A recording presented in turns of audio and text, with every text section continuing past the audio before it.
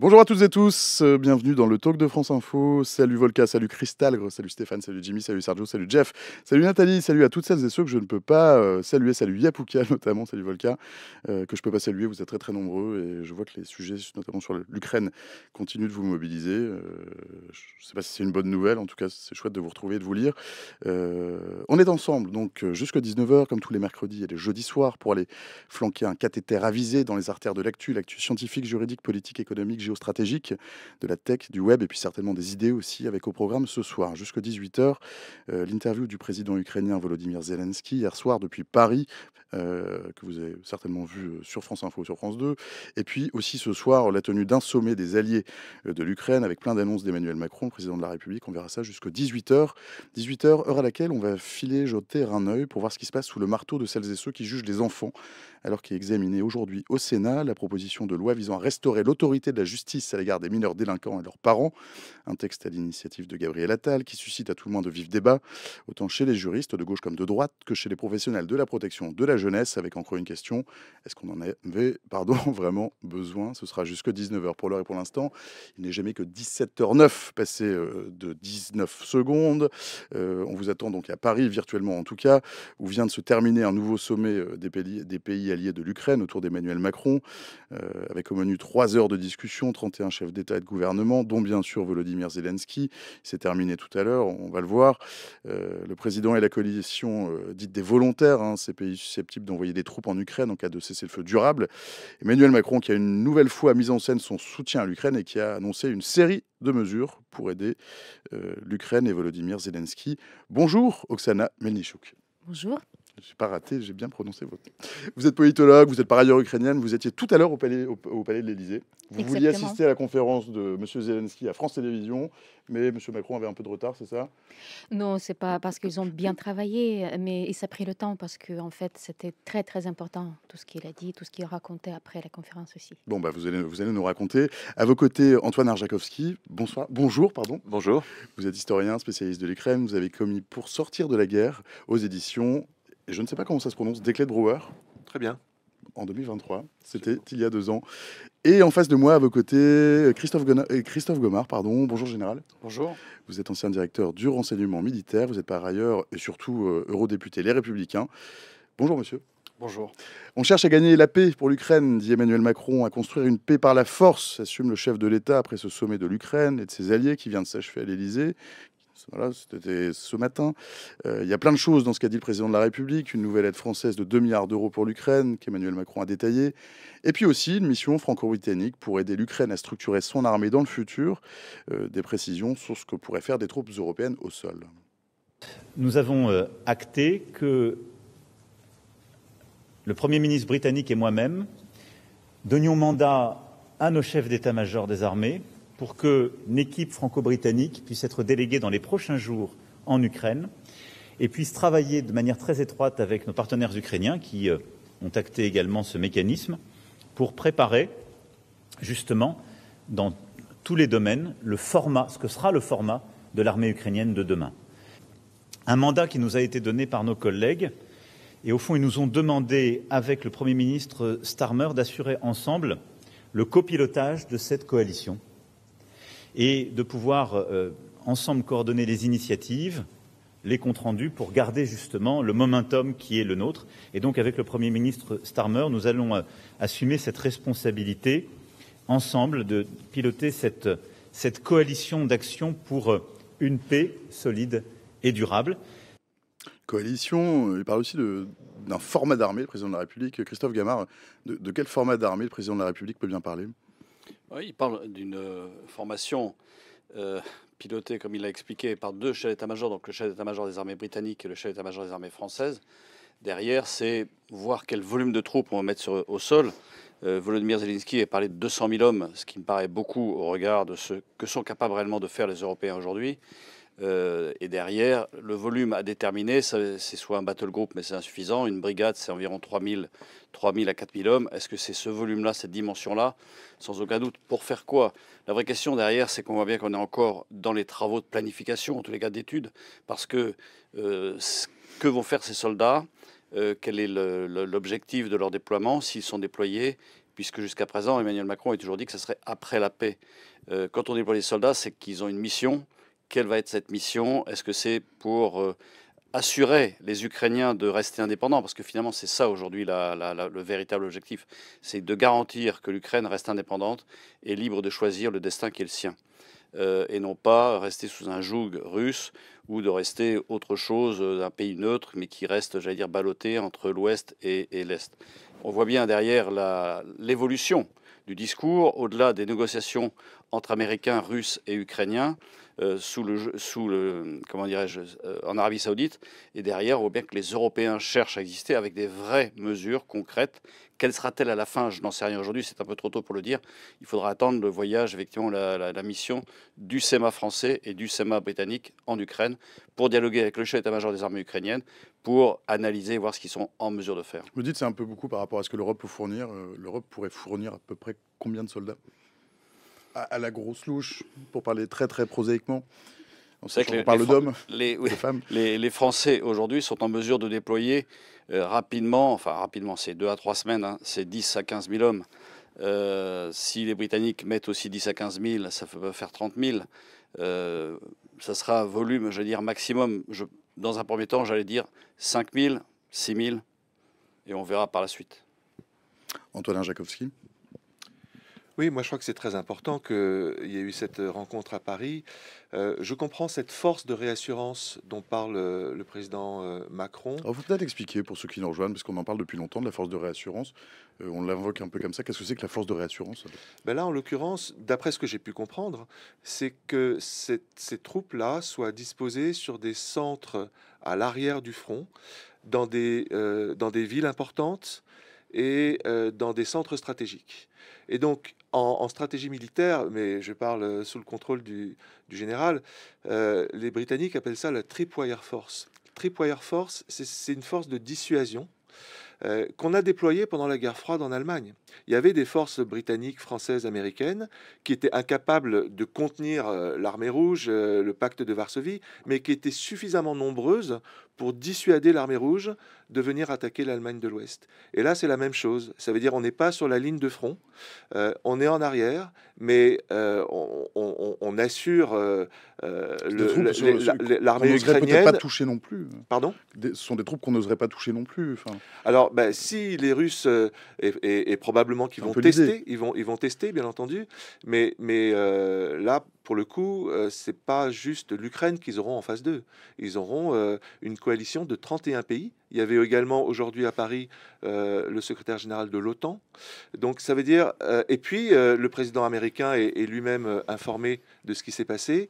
Donc c'est dissuasif réellement pour les Russes de voir une telle force. Alors bien entendu, toute la question, ça va être de savoir est-ce qu'une telle force va être déployée une fois qu'un cessez-le-feu sera signé, ou bien si, à force de voir ce cessez-le-feu repoussé à Mathusalem, il n'y a pas un moment où on dira peut-être que le temps est venu de protéger l'armée ukrainienne de façon plus volontaire. Moi, c'est ça pour moi la vraie question. Et les déclarations que j'ai entendues aujourd'hui de la part du président Macron sont assez encourageantes parce qu'il dit on est prêt à envoyer ces troupes-là, y compris dans un scénario où les Américains n'assuraient pas le backstop, le filet de sécurité. Donc ça veut dire qu'il y a une volonté de plus en plus forte. Ça va prendre du temps encore, nécessairement, mais ça va dans la bonne direction pour moi. Donc Salam Manichouk, vous étiez à l'Élysée donc tout à l'heure ce matin. Oui. Alors il y avait qui? Qu'est-ce qu'on vous avez entendu? Comment ça s'est passé? On a assisté à toute l'arrivée de tous les participants. Après, il y avait le sortie de participants, et ça c'était assez intéressant parce que j'ai fait attention toujours avec quelle tête les gens sortent de cette réunion. Et ici, la première vague des sortantes, ils ont eu les visages plutôt sérieux. Comme s'ils ont reçu une tâche à résoudre, tandis qu'à la fin, Ursula von der Leyen, elle est sortie toute souriante, comme une petite soleil, voilà, elle était comme ça, au milieu de cours d'honneur, posée devant les photographes en attendant sa voiture. Et après, il y avait Zelensky qui est sorti main dans la main, presque avec Starmer. Ils sont sortis ensemble et ils sont allés jusqu'à la voiture de Zelensky, était presque à l'entrée de Cour d'honneur. Et Starmer, il accompagnait, comme si on a eu deux bons amis de long terme, de longtemps. Ils ont parlé. Bien sûr, les journalistes commençaient à crier Monsieur Zelensky, Monsieur Zelensky. Ils sont arrêtés, ils ont été très souriants et je les trouvais très satisfaites Satisfait, ouais. de cette rencontre. Mais pour les employés des forces, ce que j'ai compris d'après ce que nous expliquait président Macron, que ce sera la force avant tout dissuasive pour les Russes. Et il a dit les choses qui sont très chères pour les Ukrainiens, que ça ne fait pas partie du programme de l'OTAN ou quelconque d'autres programmes existants déjà. Ce sera un complément des programmes militaires existants. Et ça n'a rien à voir avec l'article 5, mais si les Russes vont violer l'accord de paix ou l'armistice, on ne sait pas encore dans quel document on va arriver, mais s'ils vont violer ça, ils vont avoir l'affaire déjà avec l'armée des pays qui sont présentes, avec tout ce qui est approprié, avec l'action de ces pays qu'on accepte, qui existe selon le statut de cette armée-là, vous voyez. Donc, si j'ai bien compris, si les Russes font quelque chose, chaque pays va agir selon sa doctrine militaire. Voilà. Général ? Je ne suis pas sûr que les 30 pays présents... Tout le monde n'est pas d'accord dans cette affaire. Donc, Oui, c'est pour ils ça. ont dit qu'ils ne sont pas encore tous d'accord, mais ils avancent. Mais ce qui est intéressant, me semble-t-il, c'est qu'aujourd'hui, on voit bien que le lien transatlantique se distend. On voit bien que les Européens cherchent à construire une architecture de sécurité entre Européens. Est-ce que c'est à partir de l'état-major de l'Union européenne ou est-ce que c'est à partir d'une construction nouvelle? Et on voit bien qu'à partir du moment où il y a des Britanniques, c'est sans doute une construction nouvelle, ce qu'on appelle la coalition des volontés, parce que derrière, ce qui compte, c'est l'état-major, c'est ce qu'on appelle le commandant de contrôle. Or, aujourd'hui, les pays de l'OTAN s'appuient beaucoup sur un commandant de contrôle américain, un soutien américain. Et là, on va voir si effectivement, s'il n'y a pas de soutien américain, si les pays européens sont en mesure de faire ça tout seuls. Parce que dans le commandant de contrôle, ce qu'on appelle les états-majors, c'est ça qui compte à la guerre, c'est la communication. Or, aujourd'hui, toutes les liaisons, par exemple, elles sont américaines. Comment est-ce qu'on communique d'une armée à l'autre? Comment est-ce qu'on s'organise? Comment est-ce qu'on se coordonne? Parce que c'est après, une fois qu'on a mis un état-major, c'est la coordination des gens sur le terrain. Comment fait-on? Et c'est là où il est crucial d'avoir des moyens de commandement. Je pense que sur les 30 pays présents, sans doute peut-être 5-6 vont commencer. Ensuite viendront s'agréger ceux qui le veulent. Mais il me semble que c'est peut-être un début de construction d'une architecture de sécurité européenne dans lequel on verra bien qui vient, en effet, en Ukraine ou à côté de l'Ukraine, pour être en mesure de réagir si jamais les Russes avaient l'intention de réattaquer. En mobilisant des savoirs et des infrastructures qui existent déjà ou... Bien sûr, on est obligé, c'est-à-dire que... Ou qui seront amenés, ou qu'on va devoir construire Alors, qu'on va devoir construire, oui, mais qui existent déjà. Si on veut aller vite, construire... Ils sont les collectés, en fait. Oui, absolument. Par exemple, aujourd'hui, la France est en mesure de commander une opération aérienne à partir d'un endroit qui s'appelle Lyon-Montverdun, où il y a un commandement de l'armée de l'air qui est en mesure d'agréger d'autres nations que la seule France pour pouvoir mener une opération aérienne interalliée.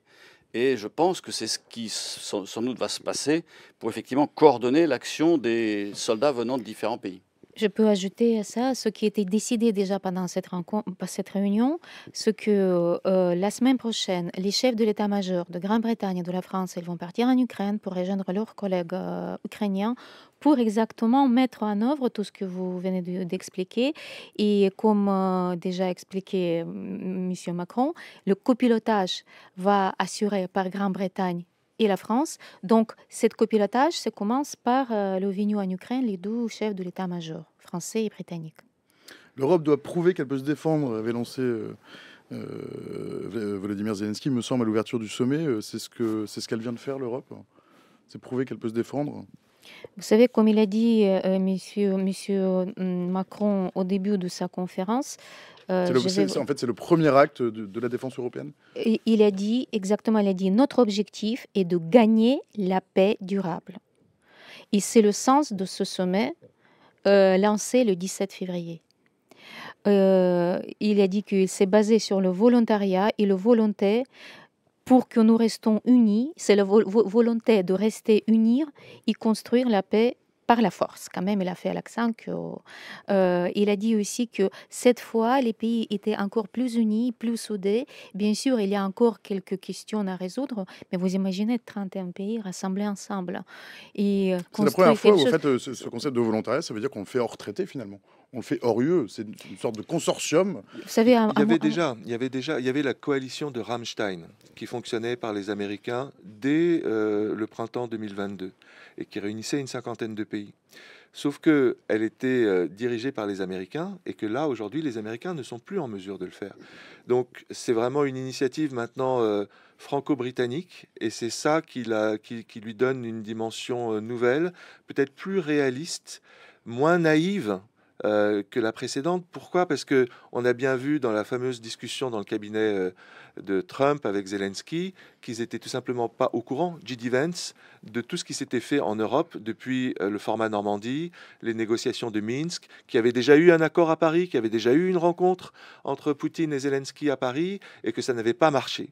Donc les Européens, eux, sont réalistes. Je crois que le président Macron a dit aujourd'hui la Russie fait semblant d'ouvrir des négociations pour décourager l'adversaire et intensifier ses attaques. Ça veut dire on n'est pas naïf et donc on est prêt à agir. Et ça, je pense que c'est ça qui est important à retenir, c'est qu'on veut avancer de façon européenne, augmenter les sanctions. Et je pense que ça, c'est un point important parce que les Russes, là, on dit le fameux accord qui a été trouvé en Arabie Saoudite sur la mer Noire, c'est qui n'arrangeait que parce que en gros, les Ukrainiens avaient su se protéger, mais immédiatement après cet accord, ils ont imposé leurs propres conditions, qui est eh bien, de lever les sanctions qui touchent le secteur agricole russe. Mais ça, c'est hors de question, et ça a été dit aujourd'hui de façon, là encore, très réaliste et pas du tout naïve.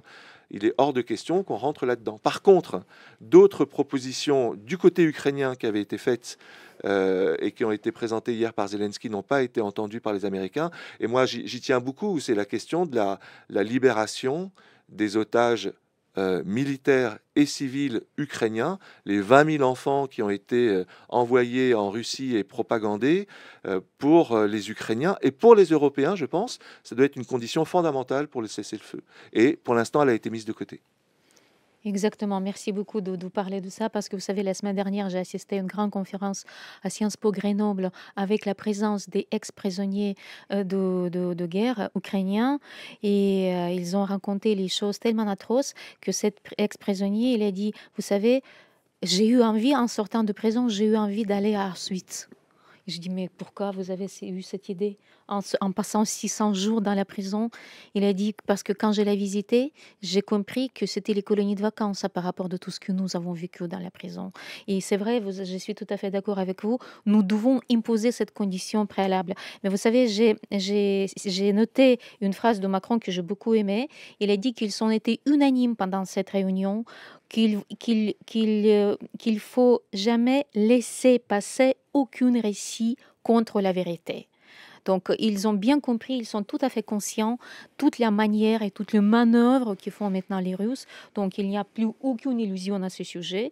Et il a même posé la question, Macron, il a dit, y a-t-il vraiment les négociations de paix aujourd'hui, tandis que nous avons 3 déclarations différentes?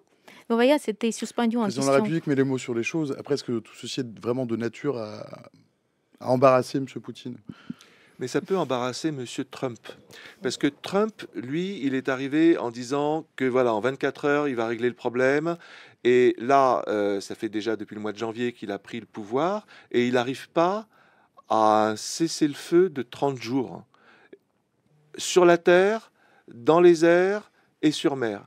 Et la seule chose à laquelle il semblait être parvenu, c'est un cessez-le-feu sur mer. Et là, immédiatement, avec des conditions qui arrivent et qui bloquent l'accord. Donc ça montre qu'il n'y arrive pas. Et je pense qu'il y a un moment où cette position de plus en plus ridicule va échauffer l'administration américaine. Et donc c'est important du coup que en France, on mette des mots sur des réalités. Les Russes font tout pour délayer ces conversations, essayent de prendre un maximum de ce qu'ils peuvent des Américains, lever des sanctions, etc. Et si on peut mettre des mots sur ces réalités, il y a un moment où l'administration américaine ne pourra pas ne pas les voir, quoi. Et ça, je pense que c'est un élément intelligent de pression des Européens sur les Américains qui peut faire évoluer les choses dans la bonne direction. Christophe Gomard. La problématique pour les Européens, c'est finalement d'exister dans ces négociations dans lesquelles ils ne sont pas. Mais c'est d'essayer de peser à la fois sur les Américains, sur les Russes, c'est plus compliqué. Moi, je trouve qu'il y a un acteur qui n'apparaît pas et avec lequel les Européens devraient dialoguer. C'est pour mettre un peu d'entropie dans cette espèce de entre Vladimir Poutine et Donald Trump, c'est de mettre la pression sur les Chinois. C'est-à-dire qu'on voit bien derrière, pourquoi la Chine? Parce que la Chine a un véritable impact sur la Russie. D'abord, elle aide la Russie. C'est sans doute elle qui a empêché Vladimir Poutine, si jamais il en avait l'intention d'utiliser l'arme nucléaire, parce que ça gêne, toute cette affaire gêne le commerce mondial, que l'on veuille ou non. Et comme ça gêne le commerce mondial, ce sont des commerçants, les Chinois. Je trouve qu'ils devraient sans doute s'impliquer un peu plus pour essayer, en effet, d'arriver à un véritable cessez-le-feu. On voit bien que Trump avait dit au début, oui, en 24 heures, je règle le problème. Il est incapable de l'avoir réglé. On voit bien que lui, ce qui l'intéresse, c'est un cessez-le-feu le plus rapidement possible pour que le business reprenne. Et pour peut-être avoir le prix Nobel de la paix, ce qui serait pas négligeable dans son curriculum vitae, si je peux me permettre. Mais au-delà de ça, il faut, dans ce dialogue, il me semble que les Européens auraient intérêt peut-être à amener un autre acteur, parce que sinon ça évite ce duo russo-américain. Il y a Kyle dans le chat, c'est le Kyle qui dit mais la Chine ne voulait pas faire partie de cette coalition des volontaires. C'est exactement la différent. On va pas mettre des soldats des Chinois. C'est la question qui était posée à la conférence. Je vais vous répondre. Ah oui, c'est ça. C'est pas pour mettre des soldats chinois, cette coalition des volontaires, parce que c'est autre chose. On rentre dans un autre domaine. Mais je reste là sur le plan diplomatique. Après, la coalition des volontaires, c'est pour aller mettre des soldats ou, j'allais dire, appuyer militairement l'Ukraine. On voit bien que la Chine a plutôt appuyé militairement la Russie. Il y avait le journaliste chinois qui a posé la même question que notre cher invité. Et M. Macron, il a répondu que la semaine prochaine, il a demandé à son ministre des Affaires étrangères se rendre en Chine pour discuter la question de participation de Chine dans ce processus de paix. Votre président français, il trouve que la Chine va jouer un rôle très important dans le dialogue avec la Russie en tant que membre permanent du Conseil de sécurité de l'ONU. Donc, je suppose qu'on va charger les Chinois de dialoguer avec leur manière, comme ils savent très bien faire avec les Russes, pour les forcer pour la paix. J'ai entendu ça comme ça. Sauf que moi, bien entendu... De casque bleu chinois. Voilà. Mais manière, oui. Dans l'idéal, je suis d'accord. Je suis d'accord que ce serait bien que les Chinois s'impliquent pour la paix. Sauf que qu'est-ce qu'on voit... On y croit vraiment à ça. Mais justement, le problème, c'est que depuis 2022, ils ont signé un traité d'alliance avec la Russie. Ils ont fourni du matériel militaire à la Russie, c'est aujourd'hui documenté. Ils n'ont rien fait contre l'implication de la Corée du Nord, qui est pourtant un État qui dépend en grande partie de la Chine, pour que la Corée du Nord envoie des hommes, envoie des armes en Russie. Donc, très sincèrement. Et surtout, on sait très bien qu'il y a une volonté au sein du Parti communiste chinois pour affaiblir l'Occident et pour rentrer dans ce discours des BRICS repris par Poutine, comme quoi l'Occident est une région qui colonise le monde, il faut décoloniser, et donc il joue là-dessus. Donc on ne voit pas beaucoup comment Jean-Noël Barrot va parvenir à changer la donne par une simple visite auprès de la Chine. Il faut des arguments bien plus puissants pour faire comprendre à la Chine que c'est un jeu dangereux qu'elle joue en réalité et qu'il faut absolument qu'elle s'implique réellement en faveur de l'Ukraine et de la fin des hostilités. Vous savez, à notre connaissance, selon nos sources, et Xi Jinping, il est déjà très énervé de cet amour entre les Russes et les États-Unis. Et si vous parlez de levier, qu'est-ce que pouvaient faire pousser les Chinois? C'est pas par leur sentiment d'amour pour l'Europe, c'est plutôt par leur sentiment de mécontent de cet approchement entre les États-Unis et les Russes. Parce que vous vous souvenez, déjà les Chinois, ils ont proposé d'envoyer ces militaires dans les forces de paix en Ukraine. Et si le journaliste de la télé chinois pose la question pendant la conférence du président de la République, c'est pas par hasard. C'est pas ça et son initiative, ça c'est sûr. Parce que la question c'était exactement, je vais vous citer, est-ce que vous souhaitez-vous que la Chine prenne la part plus active dans vos efforts de la paix? Vous voyez? Donc je pense que c'était un souhait de Chinois de s'approcher L'année avec l'Europe. 2025 aura vu l'ex-Union soviétique se rapprocher de Donald Trump et l'Union européenne de la Chine. C'est ça qui va se passer? Peut-être. Non, mais C'est pas gagné. C'est pas gagné. c'est pas gagné. Mais il y a des intérêts commerciaux derrière. Oui, bien sûr. Il y a des véritables intérêts commerciaux pour la Chine.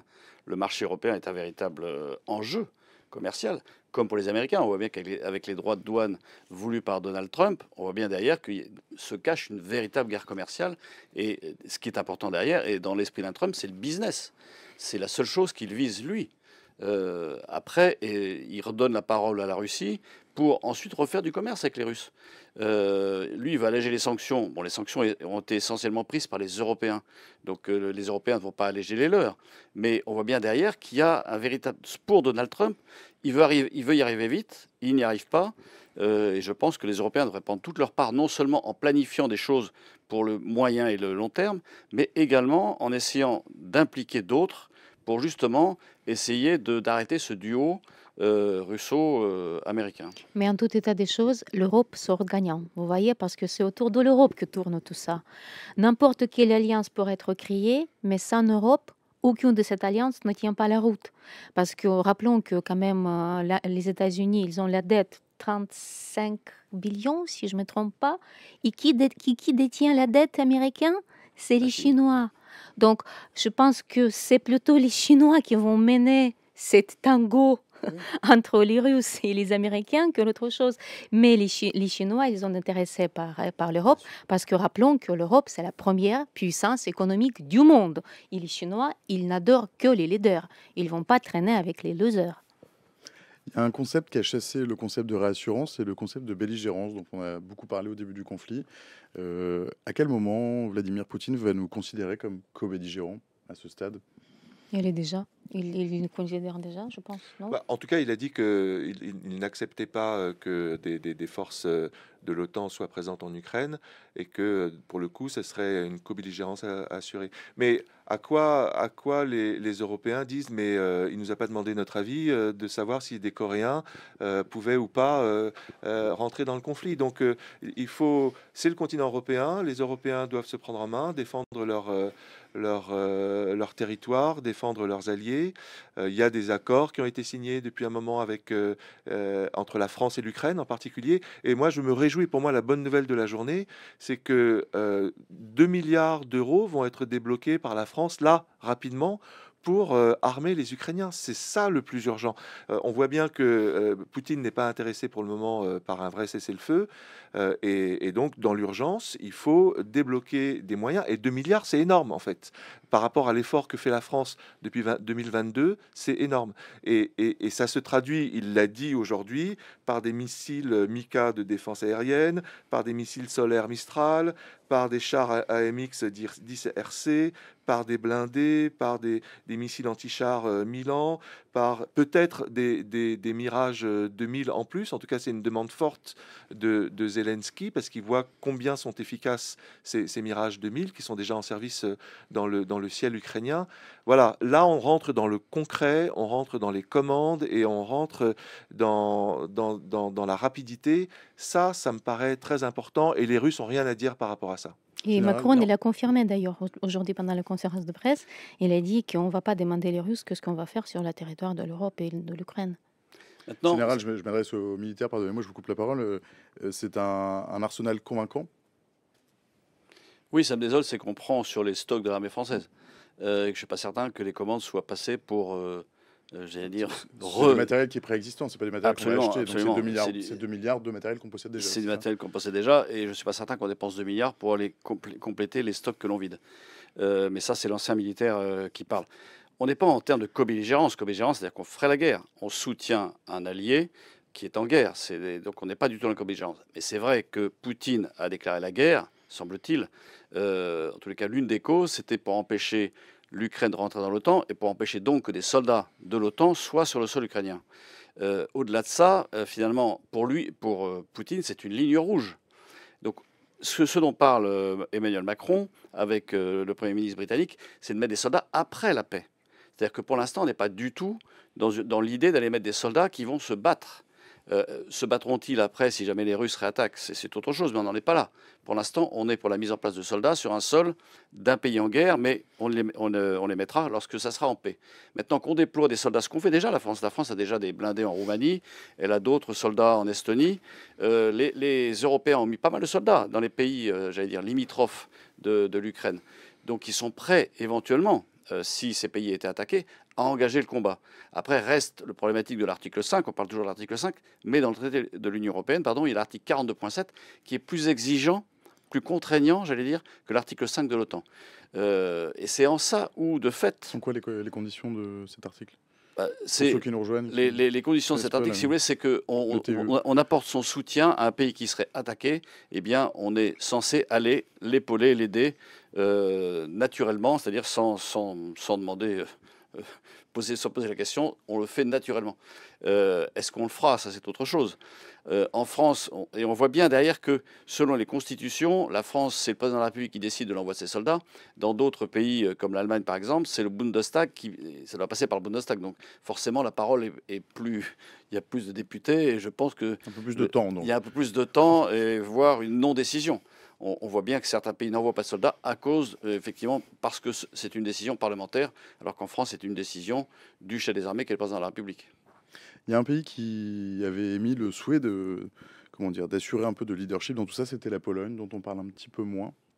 On n'a pas entendu la Pologne On a vu le président, bien sûr, aujourd'hui, mais c'est vrai qu'on ne l'attend pas. Mais vous savez, je pense que Pologne, comme les pays baltes, nous sommes en train de vivre aussi une autre alliance, une sous-alliance, si vous voulez, régionale. C'est le sens de ma question. Ce sera une sorte d'axe mer Baltique, mer Noire, parce que rappelons qu'en 19e, 18e siècle, c'était un axe de sécurité très important en Europe. Et je pense que nous sommes maintenant dans la restauration de cet axe avec l'Ukraine, y compris l'Ukraine. Et Pologne, dans cette alliance, il joue le rôle primordial, parce que déjà, c'est un très grand pays, puis elle a une très grande expérience de résistance aux Russes, parce qu'il faut aussi souvenir cette mémoire historique, et peut-être Antoine est le plus fort pour le dire, comment les Polonais étaient divisés et comment ils savent résister aux Russes. Et je pense qu'ils prennent aujourd'hui leadership dans cette sous-région, si on peut dire comme ça, de cette grande alliance de bonne volonté pour l'Ukraine. Antoine? La Pologne, effectivement, a un passé douloureux en rapport avec les guerres mondiales et avec sa suppression tout simplement par l'Empire russe, mais aussi avec l'Ukraine. Et donc, ils sont attentifs à ne pas envoyer forcément des soldats en Ukraine. Il y a des tas de plaies qui ne sont pas soignées, les massacres en Volhynie, etc. Donc, ils sont attentifs à ça. Mais par ailleurs, ils sont solidaires. Ils sont à Paris, ils sont solidaires de cette nécessité de protéger l'Ukraine, qui est le bouclier de l'Europe. Et là où ils ont un rôle très important pour nous, à mon avis, c'est dans le fait que, voilà, ils ont 4% de leur PIB consacré à l'armée et beaucoup de leurs commandes aux États-Unis. Et ça peut être dissuasif pour l'administration américaine si jamais les Polonais disaient, bah, écoutez, si vous n'êtes pas en mesure d'assurer le filet de sécurité pour ces troupes coalisées en Ukraine, quelle raison nous avons d'acheter des F-16, des F-35 si vous n'êtes pas derrière nous? Et donc ça, je pense que c'est un argument là encore très important vis-à-vis des États-Unis que peuvent porter les Polonais, mais aussi d'autres pays en Europe, les Italiens et d'autres, en disant, bah, écoutez, là, il y a un moment où il va falloir choisir, parce qu'il y a aussi de très bons avions fabriqués en France, il y a aussi de très bons chars fabriqués en Allemagne, il y a plus de raison pour qu'on fasse des commandes aux États-Unis. Ça reste un vrai sujet. L'achat de matériel militaire, en tant que député au Parlement européen, c'est le sujet qui est au milieu de la table actuellement. On travaille sur un texte qui s'appelle EDIP, qui veut dire European Defence Industry Programme, sur lequel, effectivement, le but, c'est que les Européens, avec de l'argent européen, achètent du matériel européen dans des industries d'armement européennes. Mais ce matériel doit être conçu en Europe, c'est-à-dire que le design est européen. Parce que, par exemple, en Allemagne, vous trouvez des usines qui fabriquent du Patriot, donc du missile antimissile, voire des cellules de F-35, donc en fait la carcasse de l'avion, mais c'est fabriqué sous licence américaine. Donc les Français en particulier, et nous ne sommes pas les seuls, on considère que ça n'est pas conçu en Europe, donc on ne doit pas mettre de l'argent dans du matériel qui finalement est américain. Et c'est un vrai sujet de... Je crois que c'est une vraie surprise également pour les Européens de penser que le F-35 qu'ils ont acheté aux Américains, ils pourraient ne pas s'en servir parce que les Américains ont dit non, non, ce gars-là ne nous intéresse pas. Donc ils coupent les clés ou ils coupent tout ce qui est données numériques, tout ce qui est data qui est dans ces avions et grâce auquel ces avions volent. Et c'est une vraie interrogation. Et on voit bien d'ailleurs que les Portugais sont en train de revenir sur le contrat d'achat de F-35 et ils reviennent dessus pour annuler ce contrat pour acheter d'autres avions. Est-ce que ça sera du Rafale, de l'Eurofighter, du Saab? Lord Gibus dans le chat dit Rafale se frotte donc les mains. Alors, merci Donald Trump. Oui, je ne sais pas. Je ne sais pas s'il se frotte les mains parce que ce n'est pas forcément du Rafale. Il y a d'autres types de chasseurs. Mais on voit bien derrière que les Européens, c'est un véritable effet de sidération pour les pays européens. Ils se rendent compte que ce parapluie américain pourrait ne plus exister parce que toutes ces armées européennes, l'armée allemande en particulier, comme l'armée des pays des anciens pactes du Varsovie, ont été faites ou construites sur l'OTAN, avec l'OTAN, pour l'OTAN. Et ça pourrait s'arrêter. Et c'est ça qu'il faut bien comprendre, qui est très difficile pour un certain nombre de pays européens, de ce lâchage américain. Durera-t-il ? Je pense que non, parce que l'industrie de l'armement américaine a besoin également de vendre son matériel et que finalement, l'Europe est un bon marketplace pour les Américains. Donc, de là, couper tous les liens, j'en doute un peu. Mais, oui, mais il faut faire de la clarification. Absolument. Oui, voilà. je suis d'accord. Il faut clarifier. Une question, alors je pense qu'on peut y répondre assez vite. Une question de Kyle. Kyle, bon, ta question, je la pose quand même. Je repose ma question de la dernière fois pour laquelle je n'ai pas eu de réponse. Je ne l'ai pas posée parce que... Bon, mais je vais la poser quand même. Est-ce que c'est pas envisageable de craquer le matériel américain pour supprimer les éventuels blocages? Je crois... J'ai un ancien directeur du renseignement militaire, peut-être qui est plus au fait de je pense qu'on ne peut pas, en fait, si le matériel américain... Bon, si elle est bidouillée, je suppose, dans la machine pour pouvoir utiliser le matériel américain, malgré tout... C'est pas comme ça, ça se C'est passe. pas comme ça que ça marche, je crois. Hein. Je parle sur le contrôle général, mais je viens d'avoir cette explication de la part de nos militaires. En fait, c'est comme votre ordinateur, ou votre téléphone portable, vous recevez comment ça s'appelle ? Les mises à jour. Mise à jour, voilà. Et c'est la mise à jour, en fait, qui joue. Et si vous ne faites pas la mise à jour, et après, je laisse la parole à Général. Non, mais c'est ça. Et vous ne pouvez pas. L'avion, la cellule reste la même. Mais derrière, en fait, tous ces matériels modernes fonctionnent grâce à beaucoup de données, à des data qui sont effectivement, comme disait Oksana, mises à jour régulièrement. Et ensuite, même chose en termes de guidage. C'est des avions qui fonctionnent grâce au GPS. Il suffit que le GPS soit décalé. Il suffit donc tout est numérique, beaucoup de choses sont numériques. Et c'est d'ailleurs un des problèmes de l'Europe, c'est qu'on ne dispose pas d'infrastructures numériques souveraines en réalité. Et on est très très dépendant des Américains dans plein de domaines. 80% des données de nos industriels en Europe sont aux États-Unis, donc qui se servent comme dans un frigidaire dans ces données, j'allais dire. On voit bien derrière la dépendance qui est aux États-Unis. Par exemple, nos bateaux, enfin la marine française comme l'armée de l'air française, utilisent, comme les autres pays européens d'ailleurs de l'OTAN, utilisent la liaison 16 qui permet à tous ces avions-bateaux d'être en liaison commune. Mais cette liaison 16, qui est une liaison stratégique, elle est américaine. Donc et on n'a pas de liaison souveraine, si je puis dire. Eh bien, pas tant que ça. Vraiment. Pas tant que ça. Donc on voit bien derrière que c'est un véritable changement et que les Européens doivent prendre en compte si, en effet, ils veulent arriver à cette autonomie stratégique dont on parle, c'est-à-dire être autonome. Bien sûr, quand tu vas travailler avec l'OTAN, dès lors que les Américains l'acceptent et le souhaitent, mais il faut également que les Européens soient en mesure de travailler seuls entre Européens, et cette coalition des volontés qui s'est aujourd'hui réunie à l'Élysée et qui s'est réunie également entre chefs d'état-major. Et rendre disponible cette infrastructure, ça prendrait combien de temps? C'est de l'ordre du mois, de l'année, de la dizaine d'années? Non, on est plus sur du 5 ans, c'est-à-dire 5 ans, 10 ans. Pour reconstruire quelque chose d'entièrement autonome, on est plus sur les 5 ans, 10 ans. Antoine, je pense que vous vouliez intervenir. Non, c'est le sens du livre blanc qui a été présenté par Andrius Kubilius, le nouveau commissaire à la défense européenne. C'est de reprendre les choses à la base, et l'horizon, c'est 2030. C'est vraiment d'ici 2030 d'être parfaitement souverain. La France est souveraine en bien des aspects, notamment dans sa doctrine nucléaire, dans son réseau de satellites, etc. Mais en européen, là, c'est plus compliqué. Et donc, c'est pour ça que tant sur la question industrielle, tant sur la question financière, des emprunts, comment on va financer tout ça, que sur la question stratégique, militaire, comment on va coopérer ensemble. Là, il y a encore un travail énorme qui est effectivement à 4-5 ans. Vous savez, aujourd'hui, par exemple, les Européens, quand on regarde les armées européennes, c'est une dizaine de chars différents. Les véhicules de combat d'infanterie, c'est pareil. Les types de frégates, donc les bateaux de la marine, c'est exactement pareil. Donc on voit bien derrière qu'il y a un vrai travail de rationalisation de cet ensemble pour que tous ces matériels soient beaucoup plus interopérables et que finalement un mécanicien allemand puisse réparer facilement un char, même s'il est français. C'est d'ailleurs tout le problème des Ukrainiens, c'est qu'on leur a donné du 10RC, du Challenger britannique, de l'Abrams américain, du Léopard allemand. Et derrière, comment fait-on pour le maintien en condition ? À la guerre, la logistique, c'est absolument essentiel. Et si on a trop de matériel disparate, ça devient beaucoup plus compliqué dans un combat quand les Américains, eux, ont un seul type de char, ont 2 types de combat d'infanterie, ont un type de chasseur. Donc on voit bien derrière qu'effectivement, il s'agit de rationaliser pour reconstruire quelque chose de cohérent.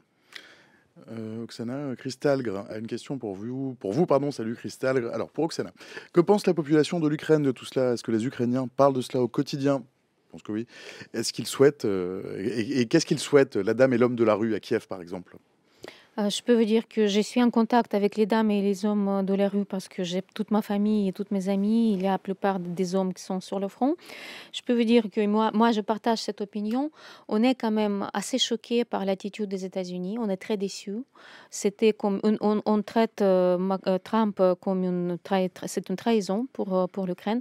Et ce qu'on ne comprend pas, comment on peut accepter conditions quelconques et les prétentions, l'exigence du pays qui est quand même agresseur d'origine. Pour nous, tout est simple. Il y a une guerre d'agression, les Russes sont agresseurs, nous sommes les victimes.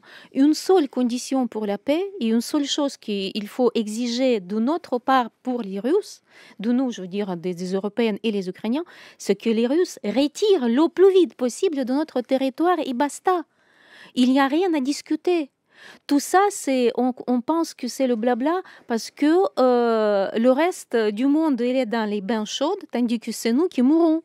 Donc, si les gens seraient à notre condition, ils décideront peut-être beaucoup plus vite cette question-là. Et c'est vrai que il est disparu de l'agenda aujourd'hui la question de crimes de guerre, de crimes que la Russie, Poutine, ils ont reconnus comme les criminels de guerre. Il est disparu tout ça du discours, surtout des Américains. Donc, il faut repenser à ça et on revient à ce que dit Antoine. Il faut penser aux prisonniers, aux enfants déportés. On a oublié, comme si on a déjà oublié Boutcha et Mariupol. Donc, bien sûr, les Ukrainiens sont... Nous avons beaucoup d'espoir en Europe et l'Europe, elle reste quand même le centre de notre espoir parce que c'est l'Europe qui est forte. On est quand même 500 millions en Europe. C'est la première puissance économique. Je pense que c'est dans la force de l'Europe de poser les conditions aux Russes. Les Russes, si vous voulez rester dans la communauté internationale, voilà nos conditions. Sinon, on va voir qu'est-ce que c'est la paix par la force. C'est comme ça que les Ukrainiens rêvent que les Européens parlent avec les Russes. Antoine. Oui, moi je regarde tous les jours la presse et les médias ukrainiens et je voudrais ajouter 2 choses par rapport à ce qu'a dit Oksana fort justement. La première chose, c'est qu'il y a eu un sondage là récemment. 75% des Ukrainiens soutiennent Volodymyr Zelensky. Et ça, je pense que c'est important et c'est quelque part quelque chose d'incroyable après 3 ans de guerre et en réalité bien plus puisque la guerre a commencé en 2014. Que le chef de l'État qui doit prendre des décisions... Qui n'a pas fait toujours l'unanimité. Qui n'a pas toujours fait l'unanimité et qui surtout doit prendre des décisions très difficiles, notamment vis-à-vis des jeunes qui doivent maintenant, plus jeunes, aller sous les drapeaux et prendre des décisions très compliquées. Il est trahi par les Américains.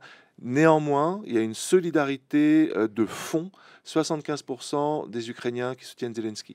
Et l'autre chose qui, moi, m'a frappé, que j'ai vu hier dans la presse, c'est après l'interview abominable, il faut bien le dire, de Steve Witkoff, disant qu'il y a eu des référendums à Zaporizhia, Kherson, et que c'est des bons référendums qui sont russophones et que ça doit appartenir à la Russie. Là, les Ukrainiens se sont levés, mais vraiment en disant mais il est malade. En plus, il connaît même pas les régions. On voit qu'il est juste pas compétent. Et il y a eu une décision qui a été prise à la Rada avec comme président Stefanchuk, demandant officiellement à ce que Steve Witkoff ne soit plus l'envoyé des États-Unis pour négocier la paix entre la Russie et l'Ukraine. Donc ça montre le degré de colère et d'incompréhension de la population ukrainienne à l'égard des Américains. Et pourtant, Zelensky, et on l'a bien vu hier pendant l'interview, fait tout pour ménager Donald Trump.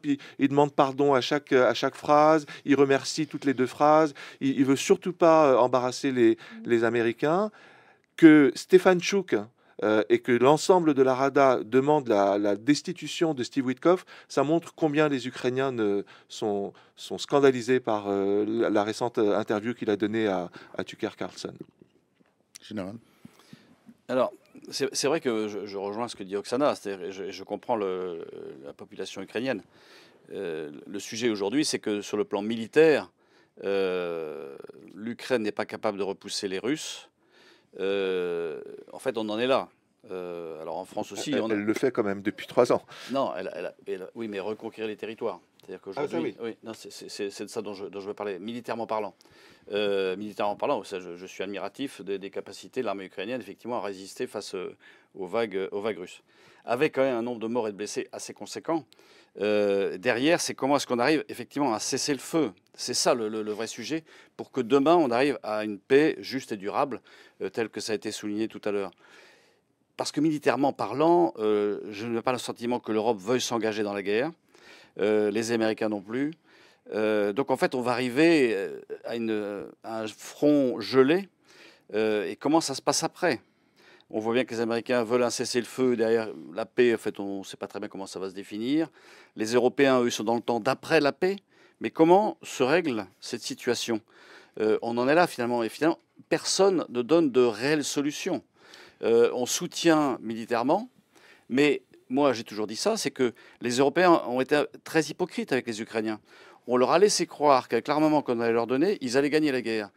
C'est insuffisant. C'est-à-dire que d'abord, en plus, on leur a donné très peu, ou trop peu, trop tard. Donc on voit bien derrière qu'on n'a pas été en vérité avec eux. Et aujourd'hui, on ne va pas aller plus loin. Alors, on donne 2 milliards, c'est très bien, ça permet de durer. Et tant mieux pour les Ukrainiens, et tant mieux pour l'indépendance.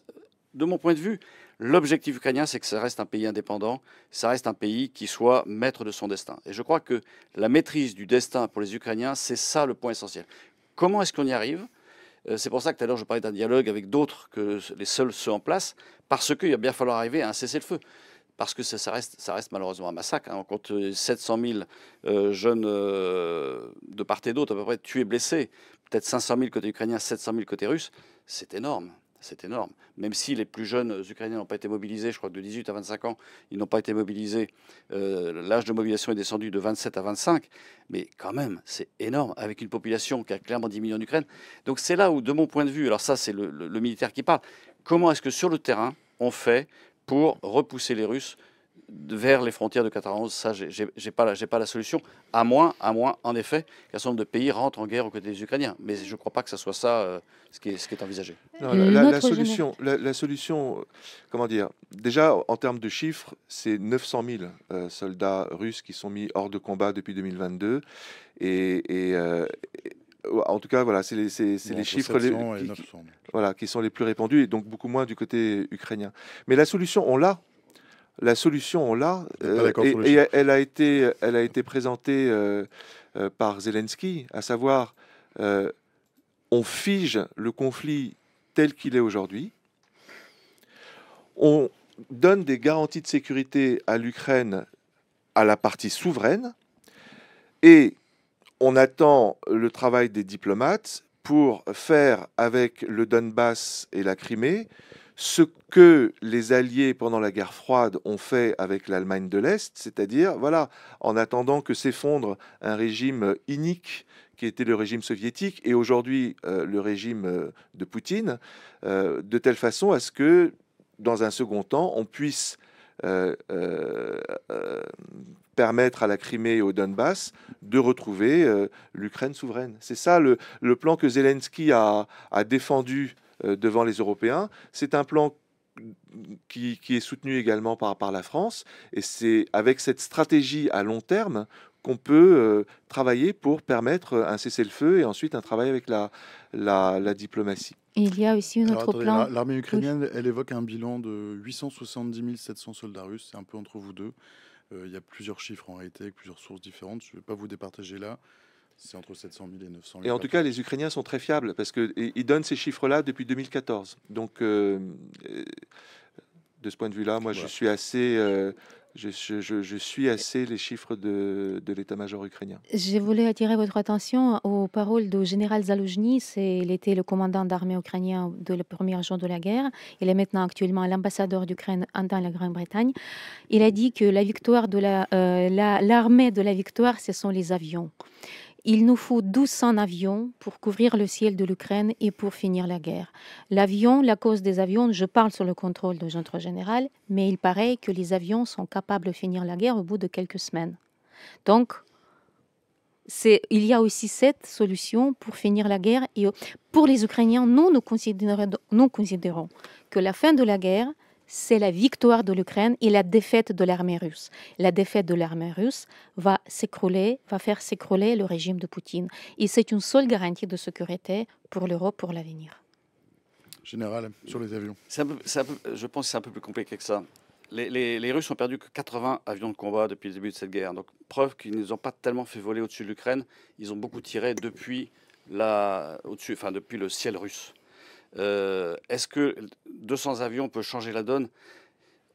L'arme aérienne ne permet pas de gagner une guerre. Elle permet en effet d'accompagner des soldats au sol, mais ceux qui tiennent le terrain à la fin, c'est les fantassins qui sont au sol, les pieds dans la glaise. Et ça c'est là où c'est compliqué. Il nous faut... Les Occidentaux travaillent différemment des Russes, par exemple. Les Russes, ils travaillent qu'avec leur artillerie. C'est-à-dire qu'eux, ils écrasent tout ce qui est devant. D'ailleurs, on voit bien les résultats sur le sol.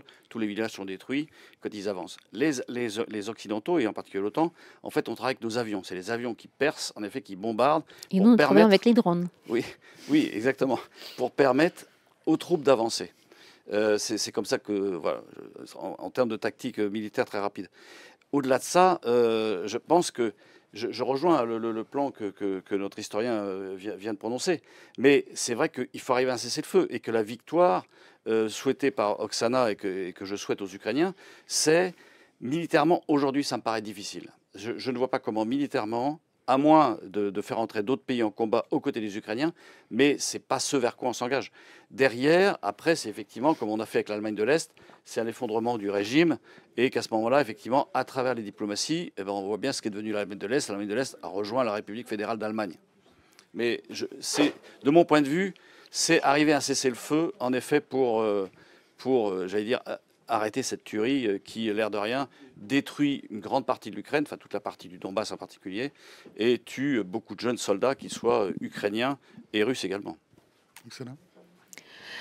Non, mais je suis d'accord avec vous de votre point de vue, mais vous savez... C'est un point de vue de français. Hein. Oui, mais les Ukrainiens ne connaissent pas le mot jamais et impossible. Donc, tout est possible. Nous avons montré quand même que nous maîtrisons parfaitement tout ce qui est les nouvelles technologies dans la guerre, parce que les guerres sont gagnées par les technologies. Et nous pensons que nous sommes leaders maintenant dans les technologies. Et avec les technologies et notre connaissance du front de la guerre et avec une bonne volonté de l'Europe, nous pouvons aboutir à une vraie victoire dans cette guerre. Il faut juste croire à la force de l'Europe. Vous savez que même les Ukrainiens vendent des drones aux Polonais, à l'armée polonaise. Donc un pays en guerre. Même aux Américains. Plus de drones. Même les qui en ont besoin. Ils en ont besoin, mais ils arrivent à en vendre même aux Polonais pour vous dire qu'effectivement, l'Ukraine, dans le domaine de l'industrie des drones, aujourd'hui, a atteint un niveau d'excellence assez remarquable. Chers amis, il est 18h01, passé de 23 secondes. C'est quasiment l'heure de nous quitter. Peut-être que c'est aussi l'heure du mot de la fin ou le mot de la suite, Oksana. Le mot de la suite, il faut toujours croire à sa propre force. Dès que vous entendez parler que l'Europe est faible, l'Europe est divisée, ne croyez pas. L'Europe n'a jamais été unie qu'aujourd'hui, hier à Paris. Et nous assistons à la naissance de quelque chose de nouveau, la nouvelle Europe, forte. L'Europe qui a une estime pour soi-même. Et vous avez les Ukrainiens qui sont à votre côté pour vous donner cette force et pour vous donner cette piste de nouvelle ère de la libre l'Europe et l'Europe démocratique. Merci Oksana Menichouk. Antoine Arjakovski, le mot de la fin, le mot de la suite. Moi, je crois que le travail des journalistes est important. Parce que nous sommes sur France Info, mais aussi parce que beaucoup de médias sont mobilisés sur ce qui s'est passé à Paris ces derniers jours. C'est très important de communiquer, de dire la vérité. La vérité a un poids bien plus important qu'on ne l'imagine. C'est la raison pour laquelle les Russes investissent tellement dans la propagande. Donc le fact-checking, le débat d'idées, l'information précise, ça, c'est pour moi encore plus puissant que les Mirage 2000 et toutes les armes qu'on enverra en Ukraine. Donc c'est l'occasion pour moi de vous remercier et de remercier tous les journalistes, y compris ceux qui sont en Ukraine et qui risquent leur vie pour dire la vérité.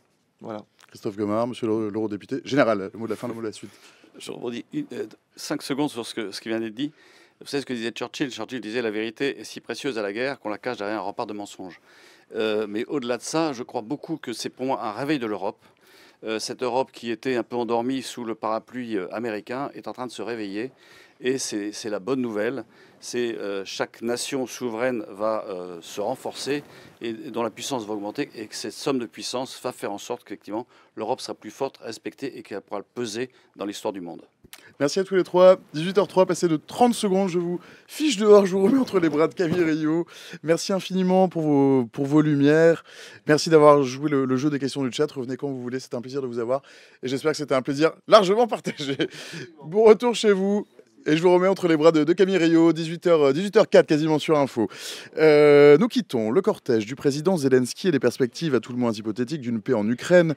On quitte le fracas des forges européennes qui frappent le métal des nouveaux canons pour prendre un itinéraire bis.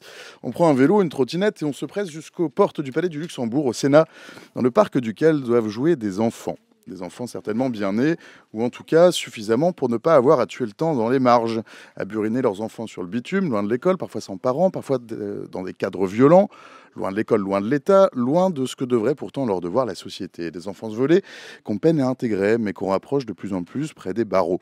Plus près de la sanction, en tout cas, de la répression à tout le moins, si l'on considère les termes d'une proposition de loi de Gabriel Attal, adoptée en première lecture hier par les sénateurs, une proposition de loi pour durcir la justice des mineurs, avec en su, notamment, la comparution immédiate en justice dès 15 ans. Un retour en arrière inquiétant, selon certains, une loi sur le coup de l'émotion, disent d'autres, alors que le code de la justice pénale des mineurs n'a pas encore soufflé sur ces 5 bougies. Ça fait un tout petit anniversaire.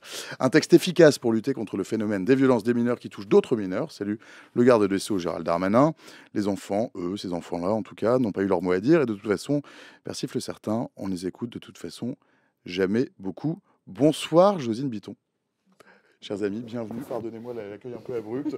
Vous avez de l'eau, n'hésitez pas à vous servir. Et prenez chacune et chacun un micro. Les micros de ce studio sont très directionnels, il faut leur parler bien devant. Sinon, ils ne vous entendent vraiment pas. Josine Bitton, maître, vous êtes avocat de l'enfance? Avocat d'enfant. Avocat d'enfant ou de l'enfance? Avocate d'enfant. Ah mais c'est ça, c'est Camille Rio. C'est le programmateur parce que j'ai insisté. C'est Camille, est-ce que tu es sûr que Josine Bitton est avocate de l'enfance? Tu m'as dit oui, oui. Non, vous êtes avocate d'enfant. Ouais, oui, ça n'existe pas, avocate de l'enfance. Enfin, peut-être que si. Marc Alandez, bonsoir. À passer 18h, on peut dire bonsoir sur France Info. Bonsoir. Alors vous êtes co-secrétaire national, et ça, c'est pas sympa, du SNPES, PJJ, FSU. Est-ce que vous pouvez me décliner ces trois, ce ne sont pas des acronymes, ces trois sigles? Alors, SN, ce syndicat national. Syndicat national des personnels de l'éducation et du social. C'est le syndicat majoritaire de la protection judiciaire de la jeunesse depuis 1947. Et vous êtes éducateur? 2 ans après l'ordonnance de 45. Qu'est-ce que c'est la PJJ? La protection judiciaire de la jeunesse, c'est l'administration qui est en charge d'exécuter donc les décisions des magistrats, des juges des enfants.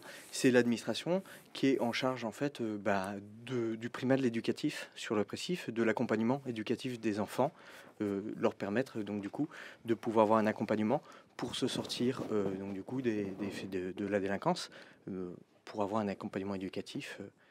Voilà, à la hauteur. C'est quoi par rapport à l'ASE, par exemple? Alors, l'aide sociale à l'enfance, à une époque, on avait des compétences. Oui, les deux étaient un peu fusionnés, c'est ça? Alors, en fait, on avait. Avant, il y avait la DAS. On fait un peu de lexique, hein, c'est pour, voilà, avant qu'on mette les mains dans le cambouis. Alors, pour ceux qui nous rejoignent. Tout à fait. Alors, au début, il y avait la DAS, et puis la PJJ avait aussi des fonctions en matière civile, donc en protection de l'enfance, pour l'enfance en danger, exclusivement en danger, et également pour l'enfance pénale, donc au titre de l'ordonnance de 1945, qui était le texte qui a été remplacé par le Code de justice pénale des mineurs en 2021.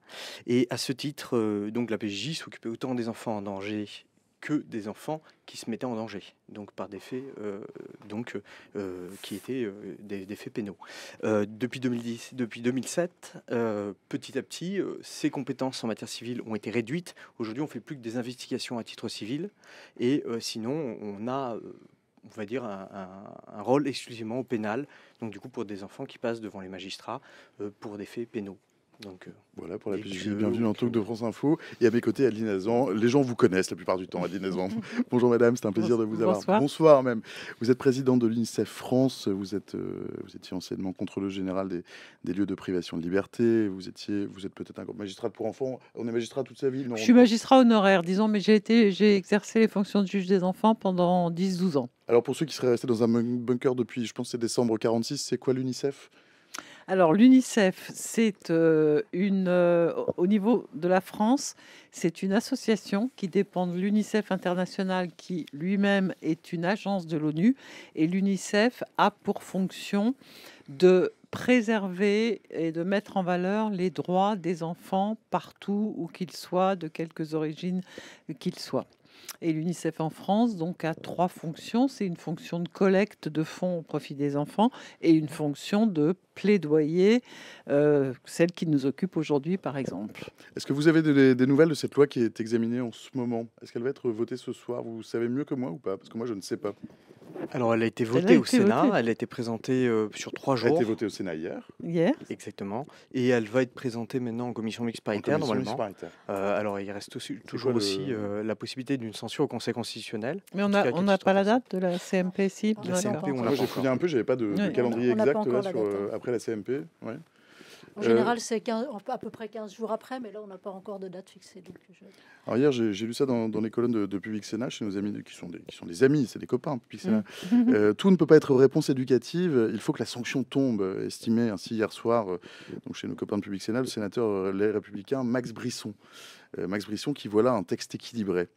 Est-ce que c'est un texte équilibré? Qu'est-ce qui se lance? Adeline Hazan. Justement, sur Public Sénat, chez vos confrères, il y a 3 jours, j'ai débattu avec plusieurs personnes et j'ai expliqué en quoi cette réforme était complètement contraire à tous les principes et de la Convention internationale des droits de l'enfant et de la justice des mineurs, parce que justement, le principe même de cette justice, c'est d'allier prévention et sanction, mais de faire d'abord de la prévention.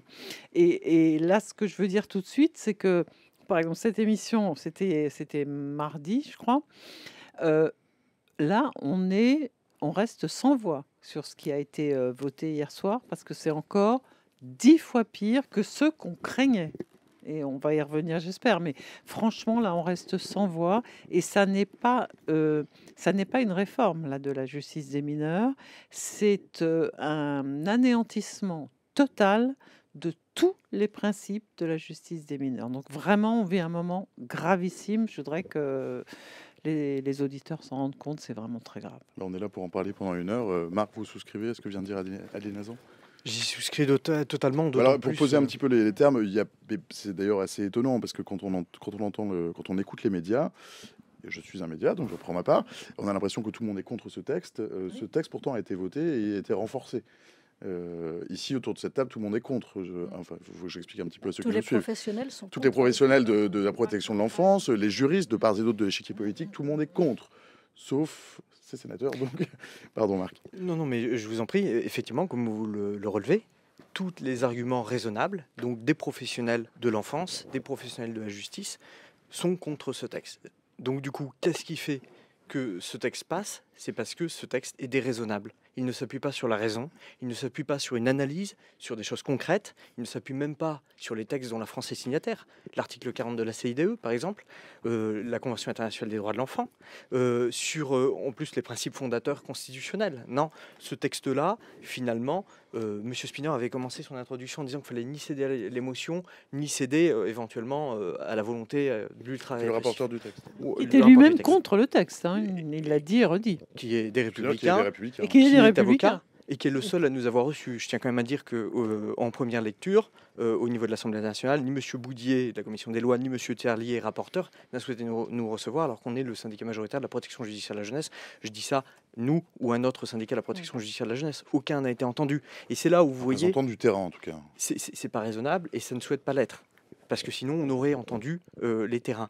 Ça ne l'est pas, parce qu'en fait, on va remettre des peines d'emprisonnement qu'on a supprimées pour les majeurs en 2018. Donc, c'est Madame Belloubet avait supprimé des peines de prison. Alors, M. Darmanin dit qu'il est contre. Mais M. Darmanin, qui explique que 75% de récidives à sortie de prison et le reste est de la réitération, donc 100% de jeunes qui vont de nouveau se retrouver en prison quand ils sortent de prison, Monsieur Darmanin, pourquoi des comparutions immédiates alors à partir de 15 ans? Pourquoi des comparutions immédiates à partir de 15 ans? Il a d'ores et déjà dit que de toute façon, il ne pouvait pas les accueillir, si j'ai tout bien compris. Tout à fait. Et il met en place des comparutions immédiates à partir de 15 ans, alors que chez les adultes, on sait que devant une comparution immédiate, on a 8 fois plus de chances d'atterrir en détention. Donc vous voyez, il y a un discours politique qui, ne lui-même, il n'y a pas de logique. On est dans quelque chose de déraisonnable. C'est une loi en fait qui veut répondre à l'émotion. En fait, ce qui s'est passé, c'est qu'il y a eu un certain nombre de faits divers tout à fait gravissime, personne ici ne va dire le contraire, c'est une évidence, et que pour faire plaisir à l'opinion, c'est une loi de circonstance pour faire plaisir à l'opinion, on fait cette loi alors même que, au-delà même des professionnels, qui eux alors, sont complètement vendrebeux, ça va de soi, mais au-delà même des professionnels, tous les députés, même les membres ou les conseillers techniques des gouvernements, quand on leur en parle en off, sont contre, tout le monde est contre, mais parce que, et ça c'est la définition du populisme quand même, mais parce qu'il faut faire plaisir à l'opinion, eh bien, on la propose et on fait tout pour qu'elle soit votée. Josine Bitton, cher maître.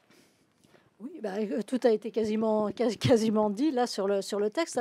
Pourquoi est-ce qu'il y a une justice des mineurs? D'ailleurs, peut-être qu'il faudrait en dire deux mots. Il y a une justice des mineurs parce qu'un enfant est un être en devenir, qui ne peut pas être jugé à l'évidence comme un adulte. Ce sont des principes qui prévalent depuis très longtemps sur ce qu'on appelle l'excuse atténuante de minorité, qui est en réalité une atténuation de responsabilité. Ce qui n'est pas pareil du tout. Ce qui n'est pas pareil du tout. C'est-à-dire que l'enfant est aussi responsable que l'adulte, alors même que sa peine est un peu... Mais cette atténuation de responsabilité, elle date de 1906 et on remonte avec tout ça à avant 1906. Je veux dire, c'est extraordinaire. Quant aux peines pour des moins de 16 ans, des comparutions immédiates, je ne sais pas quoi, considérer qu'un enfant de 16 ans pourrait être responsable comme... ça, on remonte à Napoléon. 15 ans maintenant. Oui, c'est 15 ans, mais Napoléon avait fixé 16 ans. Donc on remonte vraiment très très loin dans le temps et c'est faire fi de décennies de progrès et de travail acharné de tous les professionnels, que ce soit des magistrats, des éducateurs, des avocats, des associations, ou des politiques aussi, en faveur de l'enfance, des progrès qui avaient abouti après-guerre à l'ordonnance de 1945, qui était un très beau texte, auquel je suis encore attachée, je veux dire, qui a été mise à l'écart au profit du Code de justice pénale des mineurs, et qui aujourd'hui est balayé 3 ans plus tard à la faveur d'une émotion d'élection, peut-être, parce que chaque fois qu'il y a des élections, finalement, on retombe sur les mêmes boucs émissaires qui sont les enfants ou les migrants, ou que sais-je, et on s'attache à balayer tout le reste on est en train de détruire je crois qu'effectivement une société elle s'apprécie à l'aune de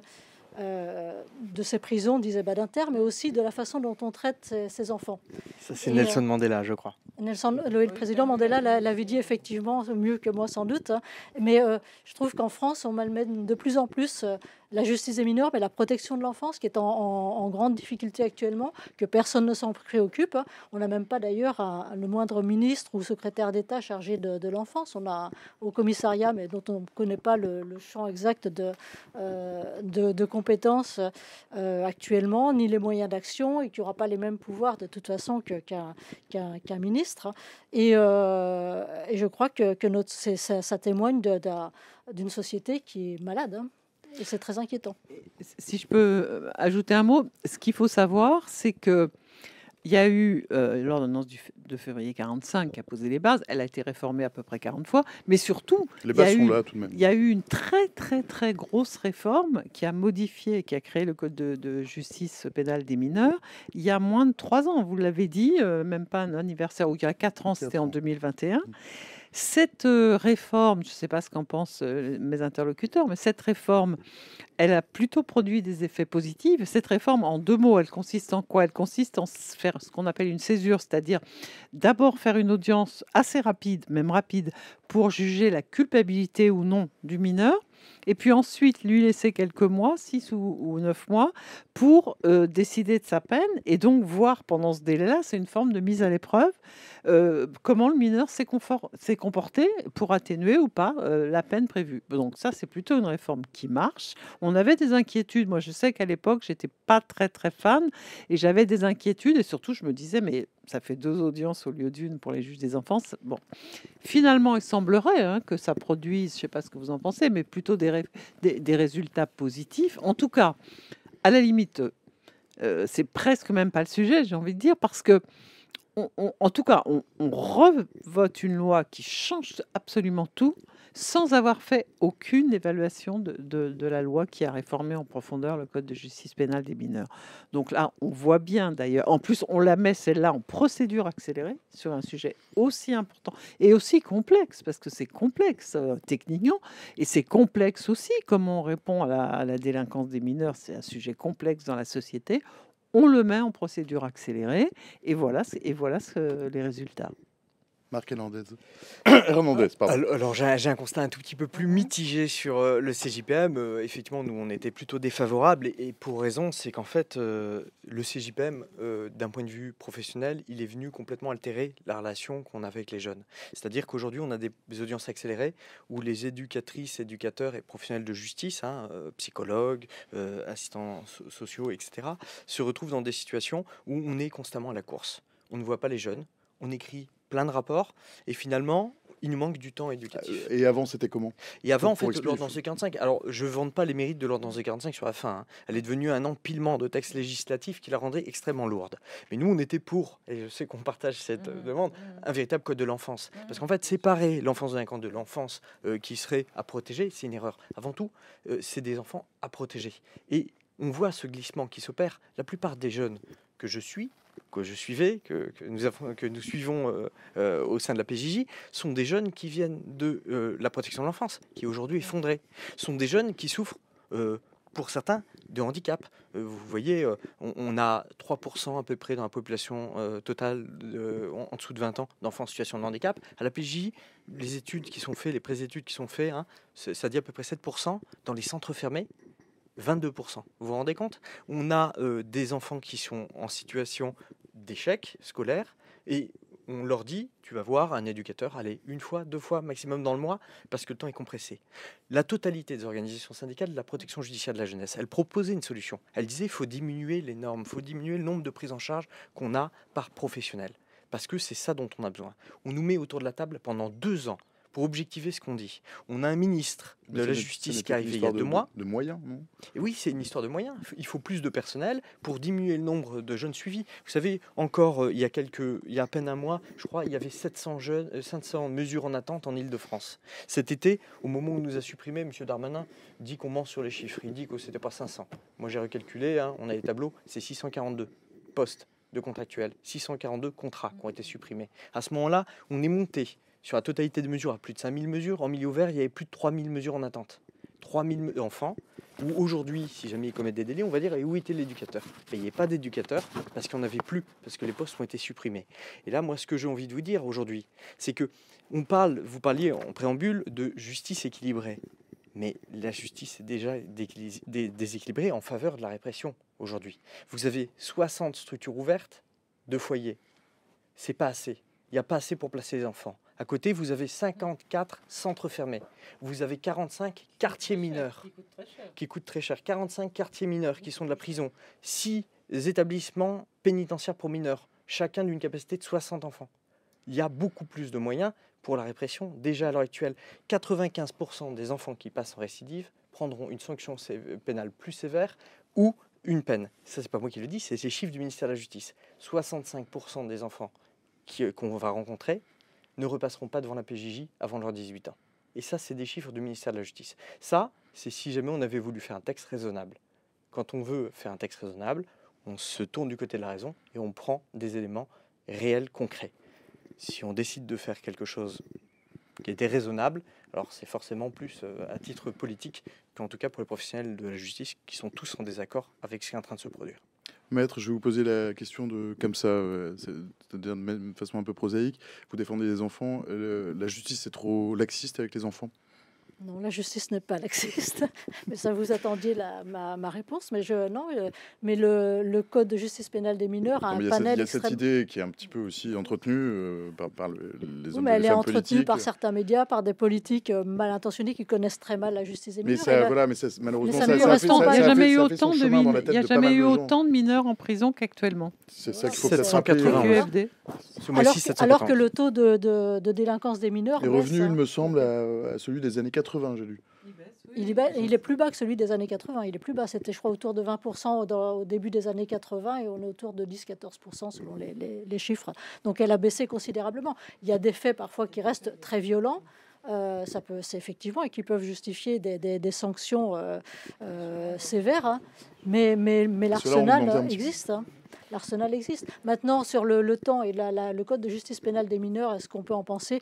Le principe n'est pas mauvais. L'application dans des grosses juridictions, comme celle dans laquelle j'exerce, pêche par le manque de moyens, parce qu'effectivement, le temps est très contraint et on n'a pas les équipes éducatives qui permettraient de prendre en charge. On arrive parfois à l'audience de sanction sans que le travail éducatif ait pu commencer en amont. Et là, ça pose des problèmes. Mais c'est aussi la déliquescence petit à petit d'un certain nombre de services publics. Il faudrait peut-être restaurer aussi la police de proximité, l'école. Il n'y a plus de médecine scolaire à l'école, par exemple, de renforcer les équipes éducatives. Marc l'a dit, mais la pédopsychiatrie, la protection de l'enfance. Je l'ai évoqué tout à l'heure, mais c'est dramatique en ce moment quand on attend pendant des mois, voire parfois des années.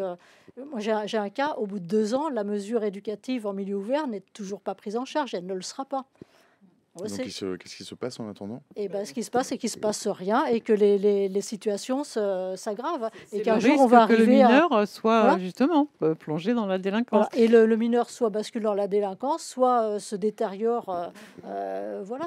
Et on arrivera un jour ou l'autre à un placement en urgence dans des conditions catastrophiques parce que rien n'a pu être fait en amont. Et ce n'est pas parce que les professionnels qui sont sur le terrain ne font pas le nécessaire. Je vous assure que c'est extrêmement difficile pour tout le monde, à commencer par les juges d'ailleurs, de rendre des décisions qui ne sont pas suivies des faits. Et on se demande finalement où est le sens de tout ce qu'on fait. Parce que tous les professionnels donnent beaucoup d'eux-mêmes. On n'est pas en nombre suffisant. C'est usant pour tout le monde et c'est d'autant plus usant que ce n'est pas suivi des faits qu'on se demande finalement à quoi sert tout ça. Mais il faudrait que des moyens supplémentaires. Les éducateurs de rue, par exemple, il y a des tas de départements qui n'en ont plus.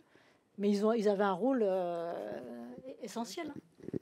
Ce qu'il faut voir, c'est que, vous l'avez dit rapidement, la moitié des jeunes qui commettent un délit sont des jeunes qui sont passés à l'aide sociale à l'enfance. Alors, c'est pas pour stigmatiser l'aide sociale à l'enfance, c'est pour dire que justement, faute de moyens à l'aide sociale à l'enfance, ça n'a pas suffi. Les mesures éducatives ou de placement, parce que l'aide sociale à l'enfance, c'est soit placement, soit mesure milieu ouvert, n'ont pas suffi. Et donc, ce qu'il faudrait, c'est évidemment augmenter considérablement, ce qui n'est pas le cas, le financement de ces mesures de placement, de mesures éducatives en milieu ouvert, parce qu'au fond, et c'est ça qu'il faut comprendre, ce sont les mêmes, ces jeunes. Moi, quand j'étais juge des enfants, j'avais beaucoup de dossiers qui étaient un petit délit, par exemple, et en même temps, j'avais le dossier pour le même jeune en enfance, en assistance éducative, c'est-à-dire en enfance en danger. Donc, si on ne met pas les moyens sur la prévention, on n'arrivera pas à faire en sorte que ces jeunes ne basculent pas dans la délinquance. Donc là, on décide de sanctionner alors que la politique qui doit être faite autour d'un mineur, c'est une politique holistique, globale. C'est-à-dire, il faut d'abord essayer de comprendre, d'analyser, de mettre des mesures éducatives dignes de ce nom, c'est-à-dire pas des mesures éducatives, comme dit Maître Bitton, et c'est tout à fait la réalité, qui seront soit pas prononcées, soit pas appliquées, soit appliquées 1 an après. Quand on sait comment ça va vite dans la constitution d'un adolescent, les juges des enfants disent qu'ils ont 3000 décisions de placement non exécutés. Quand on sait, je l'ai fait comme juge des enfants, quand on décide de retirer un mineur de sa famille, c'est pour des choses graves. Hein. C'est comme au pénal, la prison qui doit être la dernière solution. En assistance éducative, le placement doit être la dernière solution. Donc, si un magistrat décide de le retirer, c'est qu'il y a des choses graves. Eh bien, 3000 décisions de placement qui ne sont pas appliquées, ça veut dire donc potentiellement en danger. Voilà, qu'on laisse le mineur dans une situation en danger, avec des parents violents, donc on l'incite à fuguer, donc on va mais ça c'est un engrenage avec des risques justement de faire des mauvaises rencontres, des risques de se mettre dans la drogue, des risques ensuite de se mettre dans le trafic et voilà. Etc., etc. Et ça n'est pas de l'angélisme que de dire ça, c'est vraiment la réalité, puisque on l'est tous, ou on l'a été en ce qui me concerne, des acteurs de terrain, on le sait. Et c'est ça qui nous rend complètement malades, c'est de voir qu'on va à l'encontre, et que là, on ne va pas les protéger, ces jeunes, on va les basculer dans la délinquance. Et comme vous l'avez dit très justement, on rétablit des peines d'1 mois d'emprisonnement ferme pour des mineurs, alors qu'on les a, et c'est toujours d'ailleurs le cas, on les a interdits pour des majeurs en disant ça n'a aucun sens de mettre quelqu'un en prison un an, c'était la réforme Belloubet, parce que ça va le désocialiser. 1 mois. Ça va le désocialiser, ça va le désinsérer, ça ne sert absolument à rien. Donc, les peines de prison d'1 mois ne doivent pas être prononcées. Alors, elles ne doivent pas être prononcées pour les majeurs. Hein. Cette loi est toujours en vigueur, même si M. Darmanin n'aime pas cette loi.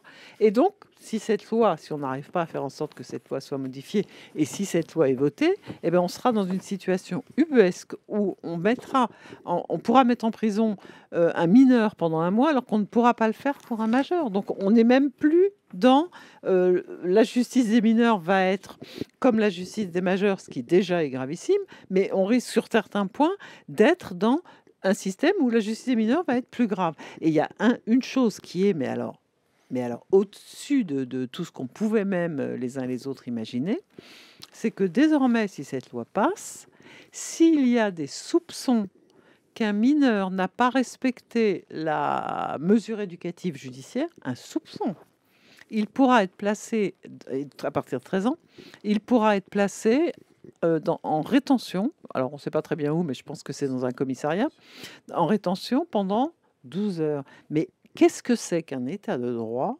où on se dit, tiens, il y a un soupçon qu'il n'aurait pas respecté une mesure de prévention, une mesure de surveillance, donc on va le placer à 13 ans et 6 mois, on va le placer en rétention. Mais d'où ce truc sort, alors on ne sait même pas, c'est purement et simplement scandaleux. Et l'histoire de la question... les fourches codines du Conseil constitutionnel. À mon avis, non, ça ne passera pas les fourches codines du Conseil constitutionnel. Et c'est pareil, ce que je réagissais pour ça tout à l'heure, on se bat depuis des mois et des mois sur le fait qu'un mineur ne doit pas, à notre sens, faire l'objet de comparution immédiate. Pourquoi? C'est une justice, vous l'avez dit, c'est une justice d'abattage, c'est une justice qui ne prend pas le temps. Moi, j'ai été dans une autre vie magistrat et j'ai siégé à la comparution immédiate, les successeurs des flagrants délits. C'est une justice, ce n'est pas une justice digne de ce nom.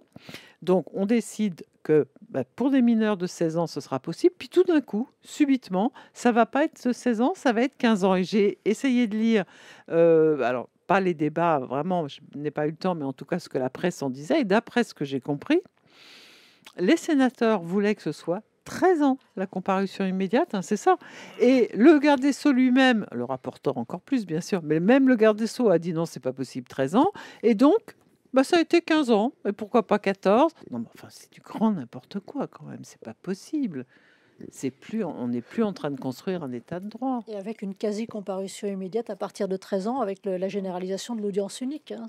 Donc on arrive à des jugements à 10 jours qui sont de la quasi-comparution immédiate. Expliquer l'audience unique pour ceux qui ne sont pas juristes. Une audience unique, c'est une audience sur laquelle on statue simultanément sur la culpabilité et sur la sanction, sans qu'il y ait du temps éducatif. Or, en matière de justice des mineurs, le temps est garant de l'efficacité.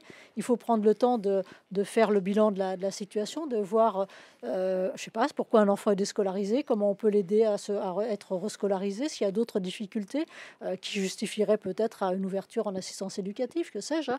Et puis faire du sur-mesure, parce que c'est ça la justice des mineurs aussi, et c'est ça qui est passionnant, c'est que c'est du sur-mesure à chaque fois. Mais là, on n'a plus le temps. Il est jugé à 10 jours. Donc, mais c'est de la quasi-comparution immédiate. Et d'ailleurs, le Code de justice pénale des mineurs le prévoit pour à partir de 16 ans actuellement, et à condition qu'il y ait déjà un rapport le concernant de moins d'1 an dans le dossier. Mais il est prévu aussi que ce ne soit qu'exceptionnel. Hein. C'est pas le principe général. Là... Et malgré le fait d'être exceptionnel, je crois que ça représente jusqu'à 34% des procédures actuellement. Et c'est vu comme des procédures à la hâte qui ne sont pas satisfaisantes, ni pour la victime, ni pour les auteurs d'ailleurs. Parce qu'il faut mettre au travail la justice, c'est quelque chose qui prend du temps. Quand on essaie de le faire rapidement, c'est un échec. Pour une seule et bonne raison, c'est parce qu'il faut faire un travail avec les auteurs, il faut aussi donner du temps aux victimes, ne serait-ce que pour pouvoir se constituer partie civile, etc. Vouloir faire une justice expéditive n'a qu'un intérêt, c'est un intérêt populiste, comme vous le disiez tout à l'heure. Mais moi j'ai envie de vous dire, on ne peut pas dire que que la justice est laxiste, si vous voulez, parce qu'on a repris les chiffres. Ce qu'on oubliait de dire, c'est que dans les années en 94, il y avait 60% de poursuites pénales. Depuis 2007, Nicolas Sarkozy, on est à plus de 90% de réponses pénales. C'est-à-dire que la délinquance a baissé alors même qu'on a plus de réponses pénales.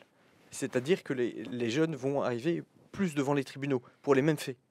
Donc on ne peut pas dire qu'elle est laxiste. Par contre, ce qu'on peut dire, c'est que cette réforme, elle est violente à l'égard des enfants. Elle est extrêmement violente. Et moi, je vais vous dire, à l'heure actuelle, alors qu'on parle dans des enseignements privés de violence, dans des établissements d'une sévérité extrême, eh ben, ces parlementaires, qu'apparemment personne ne savait, eh ben, ils auraient dû s'intéresser à ce qui se passe en détention, à ce qui se passe dans les centres fermés. Parce que moi, je vais vous le dire, au niveau du SNPES, on est extrêmement inquiet de ce qui se passe dans ces structures. Il y a l'OIP, l'Observatoire international des prisons, qui dresse un constat alarmant de la situation de la détention. Bien souvent, le nombre d'heures de cours qui doivent y être enseignées ne sont pas respectés. Les temps éducatifs sont extrêmement minimes. Et on se retrouve, il y a une enquête commanditée par la protection judiciaire de la jeunesse, quand même, Alice Simon, qui est une intervenante pour le CERC, qui est intervenue au niveau du ministère de la Justice, qui a dressé une enquête qui précise que 86% des suicides qui interviennent chez les jeunes de la protection judiciaire de la jeunesse se déroulent en détention. Il est important que toutes les personnes qui décident de faire passer cette loi se mettent en face de ces responsabilités-là. Parce qu'on parle d'enfants. On parle d'enfants, c'est extrêmement grave. On parle d'enfants et on parle aussi de tout ce que ça peut générer en dommages physiologiques, parce qu'on sait aussi que c'est des lieux de violence, la détention, l'enfermement. Je vous parle aussi des centres fermés. Il y a énormément de faits de violence dans ces structures. Il y a très peu de personnel qui sont diplômés dans ces structures-là. C'est des structures qui amènent structurellement de la violence, parce qu'on y enferme des enfants. Et ces enfants, ils ressortent avec d'importants dommages. Et les études le montrent, les études le prouvent. C'est un travail sérieux qui est effectué par des sociologues, par des chercheurs, et qui a complètement été occulté. Et c'est extrêmement grave parce que...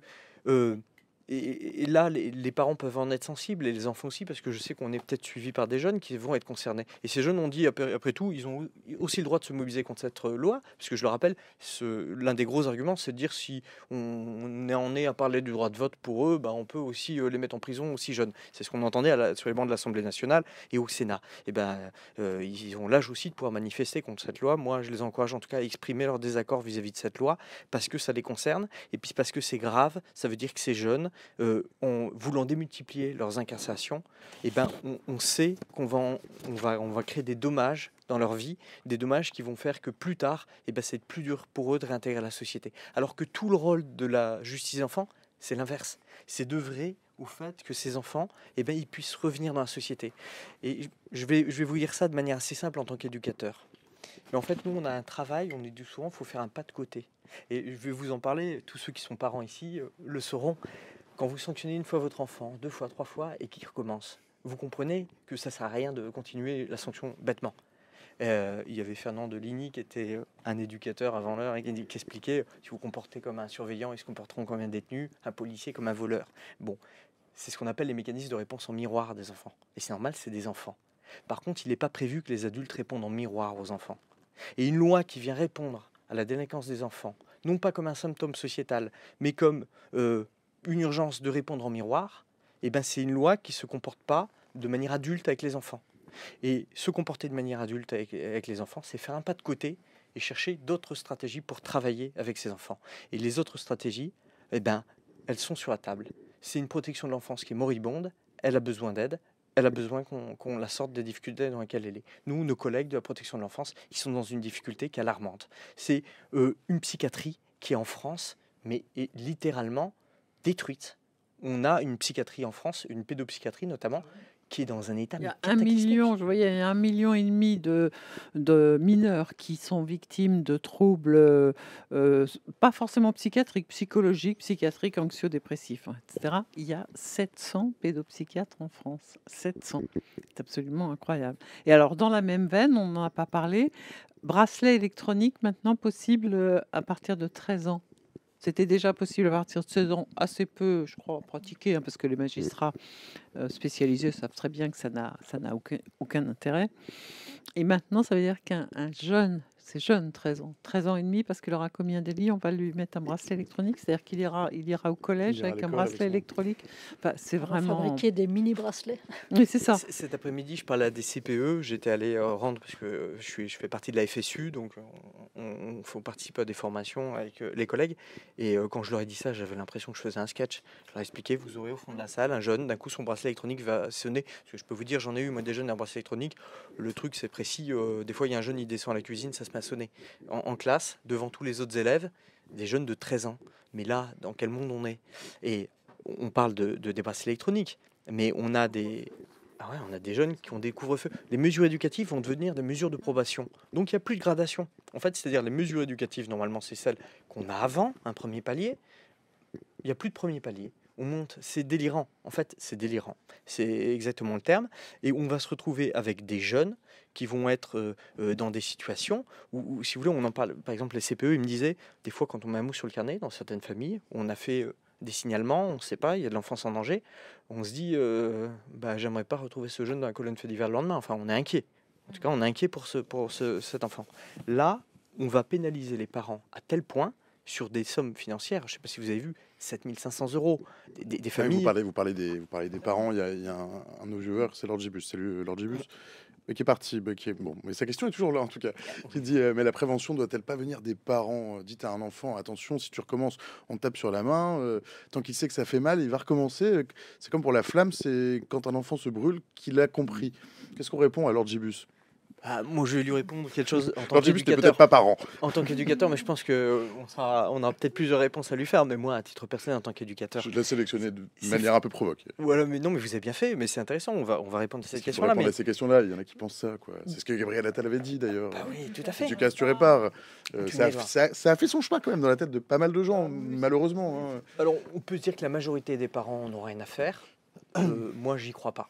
Parce que je les côtoie, parce que je les vois, ces parents qui se démènent. On a aussi des parents, il faut se rappeler, qui vivent de pas grand-chose, qui vont travailler. Et je vais vous dire une chose, c'est très compliqué pour eux d'avoir de l'autorité sur leurs enfants pour une seule raison, enfin vis-à-vis de leurs enfants, c'est pas un truc autoritariste, mais c'est très compliqué d'avoir ce lien-là avec leurs enfants pour une seule et bonne raison. C'est que la société est aussi très regardante à leur égard. Parce que quand on se retrouve à faire des métiers très peu rémunérés, très en difficulté, qu'on n'arrive pas à subvenir aux besoins de sa famille, eh ben c'est compliqué. Et quand les enfants, à côté de ça, ils se font happer aussi par des réseaux, des trafics, de la traite d'êtres humains. Moi, j'emploie ce terme, j'hésite pas à l'employer, de la traite d'êtres humains, et vis-à-vis de laquelle on les protège pas. Pour le moment, il n'y a pas de loi pour les protéger de ça, par contre.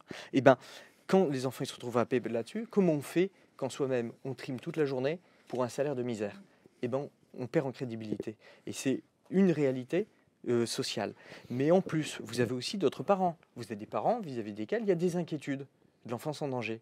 Et c'est ceux-là, ces parents, ils sont concernés par les 3000 placements, 3000 enfants qui devraient être placés et qui ne sont pas placés. Un enfant tous les 5 jours qui meurt sous le coup de ses parents. Un enfant tous les 30 minutes qui subit une agression sexuelle ou une violence, un attouchement. Vous vous rendez compte? C'est des chiffres, ça par contre, qui sont extrêmement inquiétants et vis-à-vis desquels le gouvernement, pour le moment, n'a rien fait.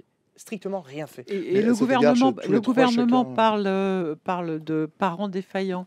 Mais qui est défaillant dans l'histoire avant les parents? Ce sont les pouvoirs publics. Qui est défaillant? Parce que justement, l'aide sociale à l'enfance, on ne lui donne pas les moyens. Donc c'est les pouvoirs publics qui sont défaillants avant que ce ne soit les parents.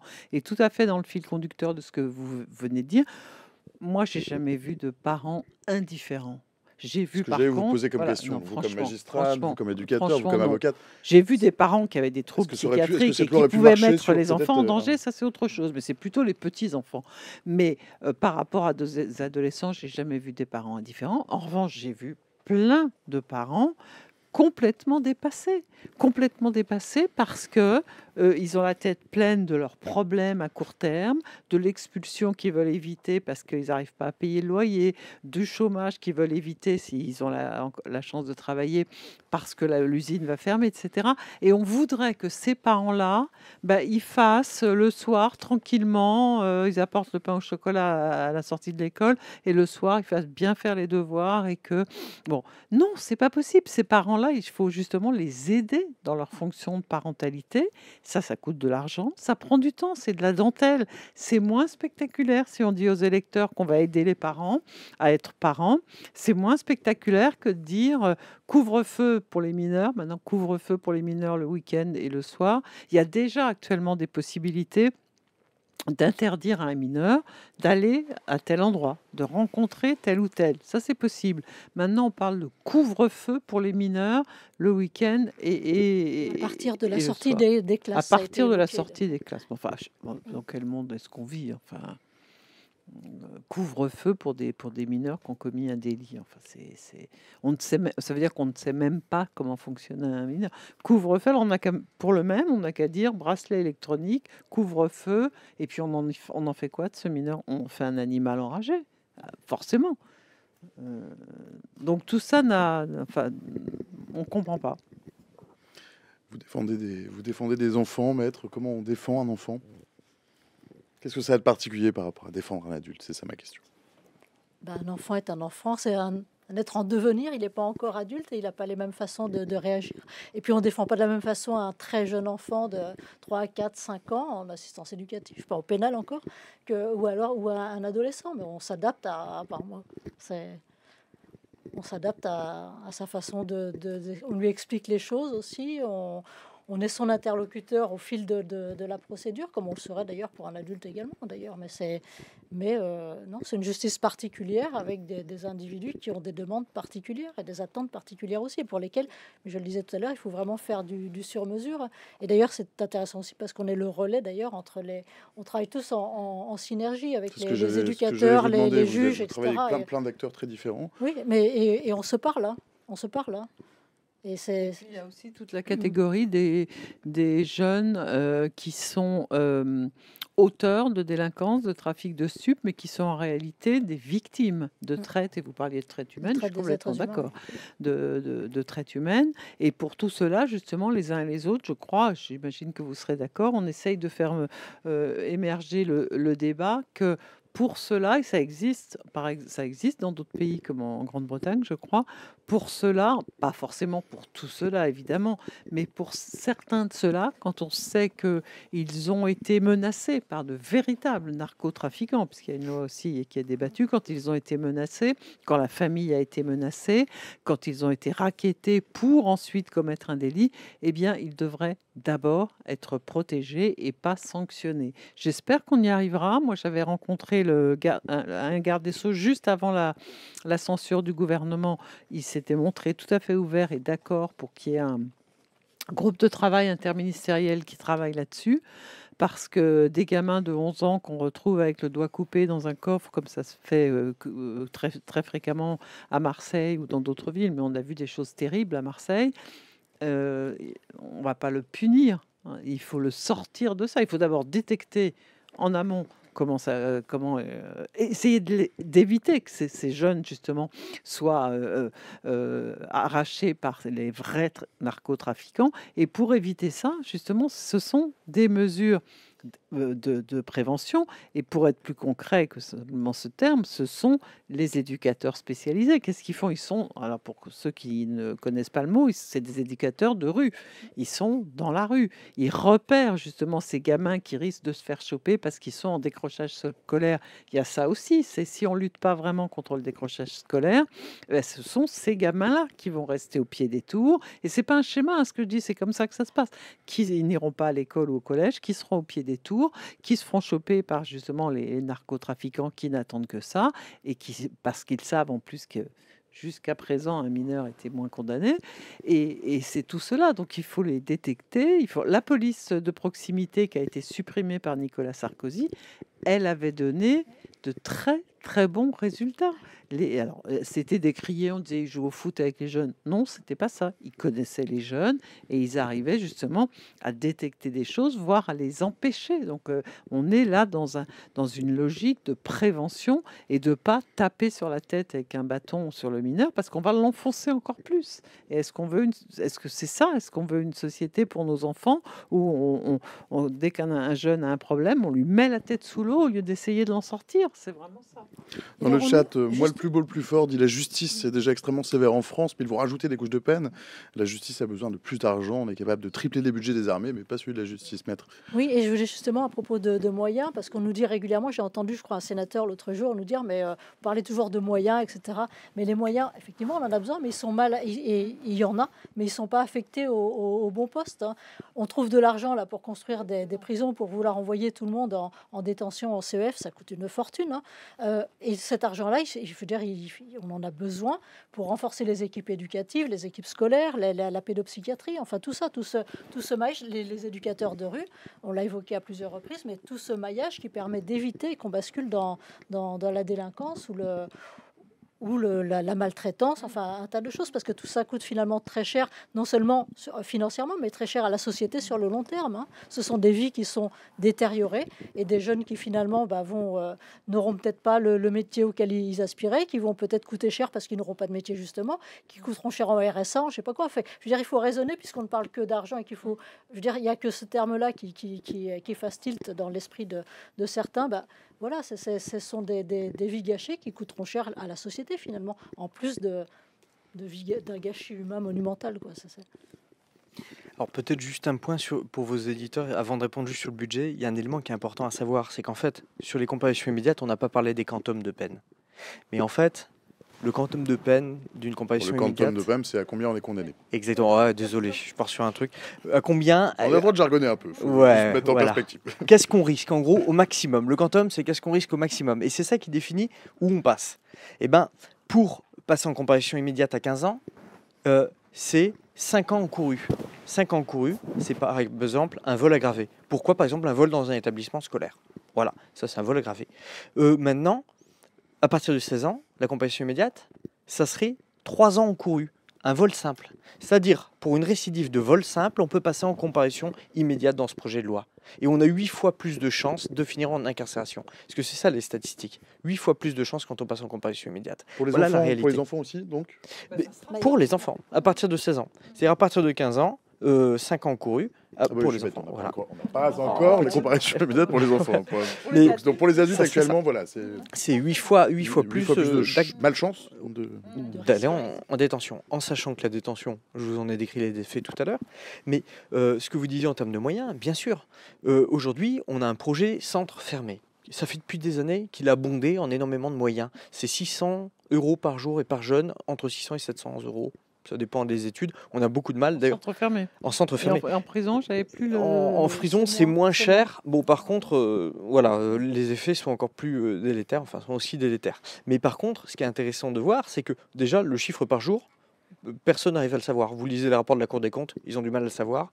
Vous lisez les rapports du Sénat, ils ont du mal à le savoir. Il y a toute une partie qui est versée au privé d'ailleurs, à des associations qui sont rémunérées très très cher pour ces enfants, et ça se passe globalement très mal dans ces structures. Ce qu'il faut savoir, c'est que cet argent-là, ça coûte très très cher, et la Cour des comptes a rendu un rapport dans lequel elle dit ça coûte très cher, et on ne mesure pas des effets de ces structures-là. Et la Cour des comptes, comme le Sénat, ont rendu des rapports extrêmement négatifs, tant à l'égard de l'incarcération qu'à l'égard des centres fermés. Et vous voyez, ça ramène un peu à l'aspect illogique de cette loi. C'est que finalement, on a que des éléments qui sont assez négatifs sur ces structures-là, mais cette loi, elle va entraîner ni plus ni moins qu'une construction supplémentaire de ces structures. Parce que c'est ce que disait M. Darmanin, grosso modo, dans ce que vous êtes en train de me faire rajouter, je vais être obligé de rajouter des moyens à la justice. Mais moyens de justice, on voit où ils vont partir, les moyens. Pour l'instant, il paraît qu'il ne les a pas, en tout cas. Il les a pas, oui. Mais nous non plus. En tout cas, ce que je peux vous dire, c'est qu'à l'heure actuelle, la protection judiciaire de la jeunesse, il y a de nouveau des contrats supprimés. Et là, on se prépare. On voit partout, un peu sur tous les territoires, des collègues qui nous disent que ça supprime des contrats un peu partout. Donc du coup, on est extrêmement inquiet. Parce que nous, on nous a promis des moyens, on les a jamais vus. Hein. Est-ce qu'il y a des exemples de modèles peut-être vertueux en Europe, par exemple? Il y a des exemples dont la France pourrait s'inspirer à moyen constant? À moyen constant, j'en sais rien. En tout cas, plus ou moins les mêmes, je crois qu'il y a notamment dans les pays du Nord, enfin c'était le cas il y a quelques années, je ne sais pas si ça l'est encore, il y avait justement des expériences où on laissait les mineurs à l'extérieur avec une surveillance, mais en tout cas en ne les enfermant pas. Donc, je crois que ce qui vient d'être dit est très juste. C'est-à-dire quand on pense que ça coûte entre 500 et 600 euros la journée pour un mineur, le centre éducatif fermé, mais en termes de moyens en milieu ouvert, mais qu'est-ce qu'on pourrait faire avec ça? Ça permettrait énormément de choses, y compris, comme vous le disiez, de construire des foyers de l'enfance, dans lesquels justement au début où se manifeste un problème et où il faut sortir le jeune de son quartier ou de sa famille, eh ben on trouve une place. Et là, il ne s'agit pas de le sanctionner, mais de le protéger. Et si on mettait justement ces budgets-là dans ce type d'établissement, ou si on renforçait les moyens de la PJJ, eh bien, on arriverait à faire cette prévention et je suis sûr qu'on sauverait, on éviterait un certain nombre de mineurs, pas les 100%, mais on éviterait un certain nombre de mineurs de commettre le premier délit, tout simplement, et de rentrer dans cette spirale de la délinquance et voire de l'incarcération. Et maintenant, à cause de ce texte, de plus en plus d'incarcération. À proximité de chez nous, on a la Belgique, par exemple, qui incarcère beaucoup moins, pour lesquels la peine maximale pour un crime est 4 ans. Donc voilà, il y a d'autres structures. Il n'y a pas plus de délinquance des enfants en Belgique qu'en France. Donc il y a peut-être des choses à explorer. Mais ça parle moins à un électorat qu'on tire vers le bas et qu'on flatte dans le mauvais sens du poil, quoi.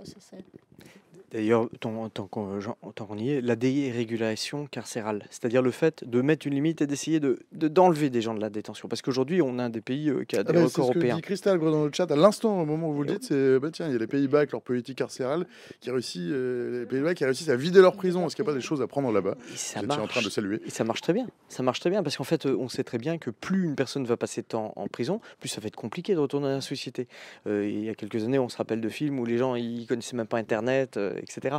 C'est des réalités, objectivement. On sait que ça va être encore beaucoup plus compliqué, que ça crée des ruptures. Après, il y a les moyens qui sont donnés aux hébergements, on en parlait. Mais vous savez, à l'heure actuelle, sans parler des comparutions immédiates, quand il y a un déferment, c'est-à-dire un jeune qui sort de l'audience et qui, avant son jugement, doit être placé en urgence. Aujourd'hui, les juges pour enfants, ils n'ont aucune place dans des foyers. On est obligé d'attendre qu'il y ait une répétition de délit pour aller sur des centres fermés et de l'incarcération.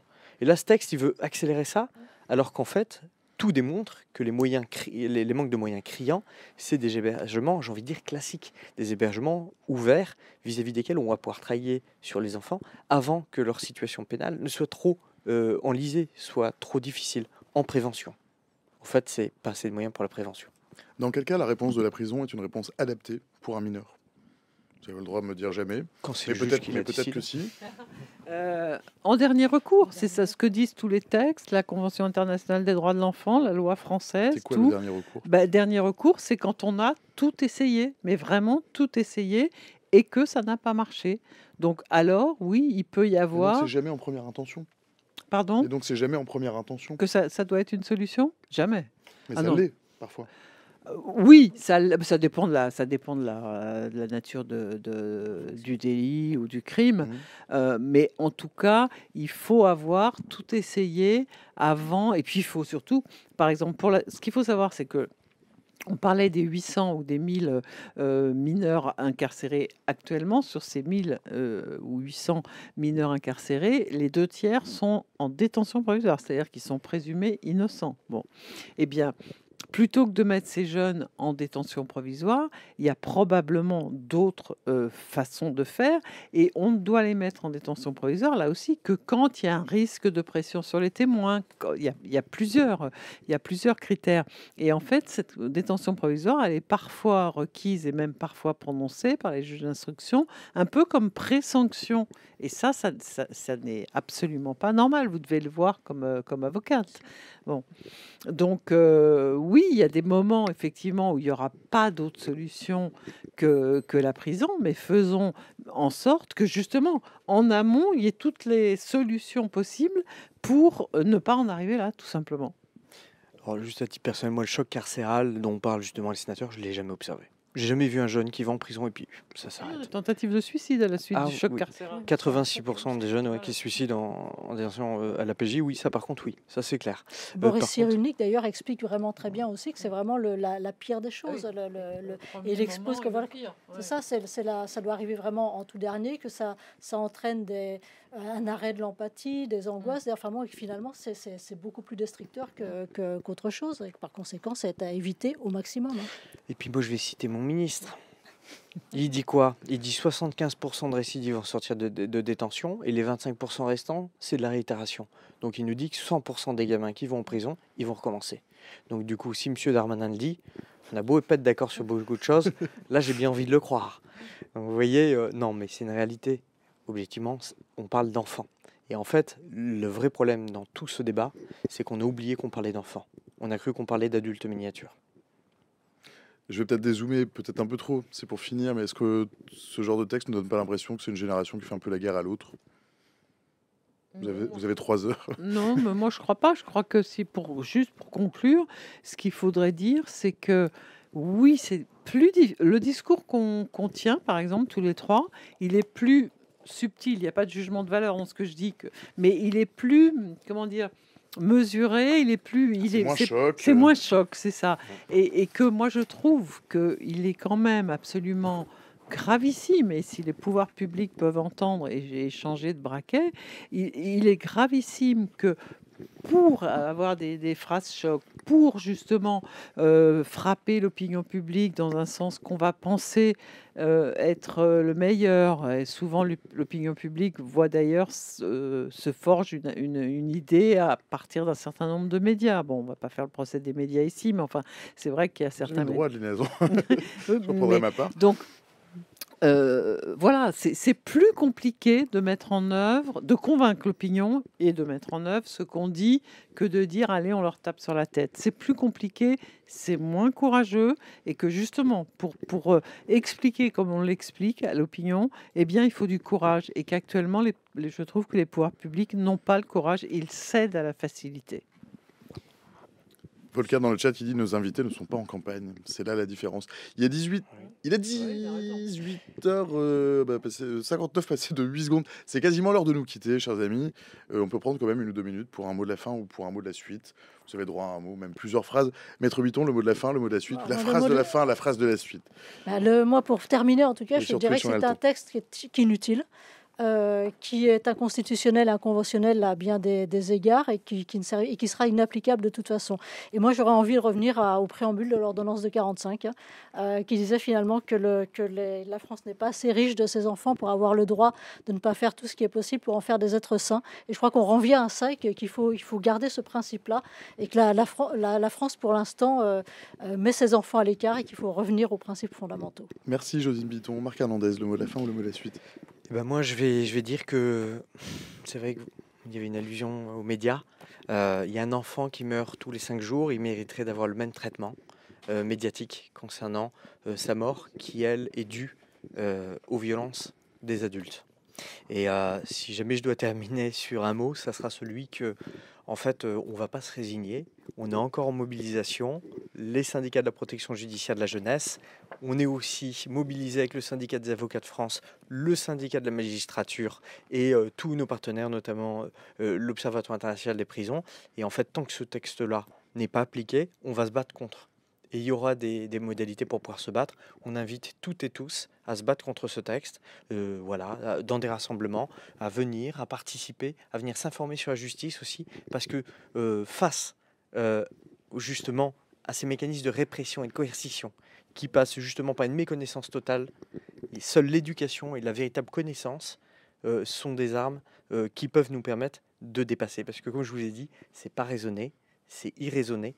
Et quand on regarde les choses en face, quand on vraiment s'informe, on s'aperçoit que ce projet de loi est complètement néfaste. Question pour vous, Marc, dans le chat, avant que je vous libère. C'est Volca qui vous la pose, c'est comment on peut participer, nous les citoyens?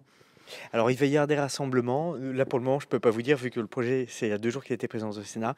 Il va y avoir des rassemblements. On vous invite aussi à vous rapprocher des députés de vos circonscriptions et aux sénateurs de vos circonscriptions, communiquer auprès d'eux, parce que c'est eux qui font passer ce texte. Et on vous invite également à participer aux différents rassemblements qu'il pourrait y avoir, aux manifestations autour de la justice des enfants et au temps d'information. En tout cas, toute participation, toute aide, et voilà. Et la bienvenue en tout cas, parce que si on est tous là, toutes et tous là, c'est parce qu'on passe notre vie en fait, nos journées, notre travail à nous occuper de ces enfants. Et vous inquiétez pas qu'on a envie de pouvoir construire société avec eux. Merci Marc Hernandez. Aline Azan, le mot de la fin ou le mot de la suite? Le mot de la fin, ce serait de dire ne sacrifions pas les enfants de la société, nos enfants, au profit d'un discours politique qui n'a pas de sens. Merci Aline Azan, merci à tous les trois. Ce sont des sujets en tout cas qui ont toute leur place dans le talk de France Info. N'hésitez pas à nous avertir quand il se passe quelque chose, si jamais ça nous échappe.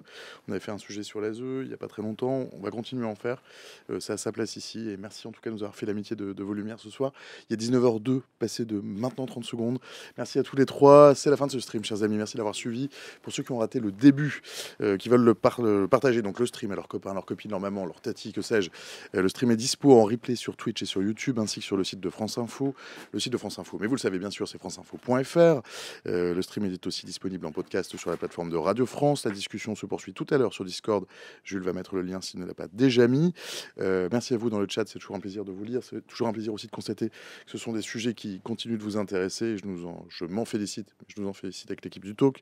Merci à Jérém Alamodé. Salut Jérém, merci pour ton fouet et ton sourire. Et merci d'avoir modéré cette belle petite communauté qui nous est très fidèle et qu'on aime beaucoup. Merci bien sûr à Camille Rio à la programmation. Merci à Cyril Balta à la réalisation. Cher Camille Rio, on se retrouve, je pense, déjà la semaine prochaine, mercredi prochain, avec un peu de droit, un peu de politique, un peu d'extrême droite. Ça fait plein de choses. Et une pincée d'épopée martienne. Salut Camille. Bonsoir. Ah Camille, oui, tiens, je t'ai balancé. Maître Biton n'est pas avocate de l'enfance. Hein. Elle est avocate d'enfant. Ah, tac. Pense sur le bec. Et là. Et là, maintenant, faut rebondir directement. Donc, du coup, la semaine prochaine, nous nous retrouverons avec un point sur la décision de justice qui va avoir lieu dans un premier temps, le 28 mars, au sujet de l'inéligibilité d'un élu de Mayotte. Et pourquoi cela? Parce que le tribunal correctionnel rendra également lundi son jugement concernant Marine Le Pen dans l'affaire des assistants d'eurodéputés du Front National. La première peut-elle avoir un impact sur le second? C'est ce que nous verrons mercredi prochain. Puis nous irons dans un endroit politiquement plus calme, à savoir sur Mars, où des molécules organiques d'une taille sans précédent ont été retrouvées. Nous verrons ça avec nos experts pour nous en parler mercredi prochain. Avec peut-être de la vie sur Mars. Merci Camille Rio, Camille, programmateur du stream. Rendez-vous donc mercredi, 17h, 19h, même endroit, même heure. Pas vraiment de bonheur, mais certainement de bonne humeur. Je vous souhaite une excellente soirée à toutes et tous. Salut.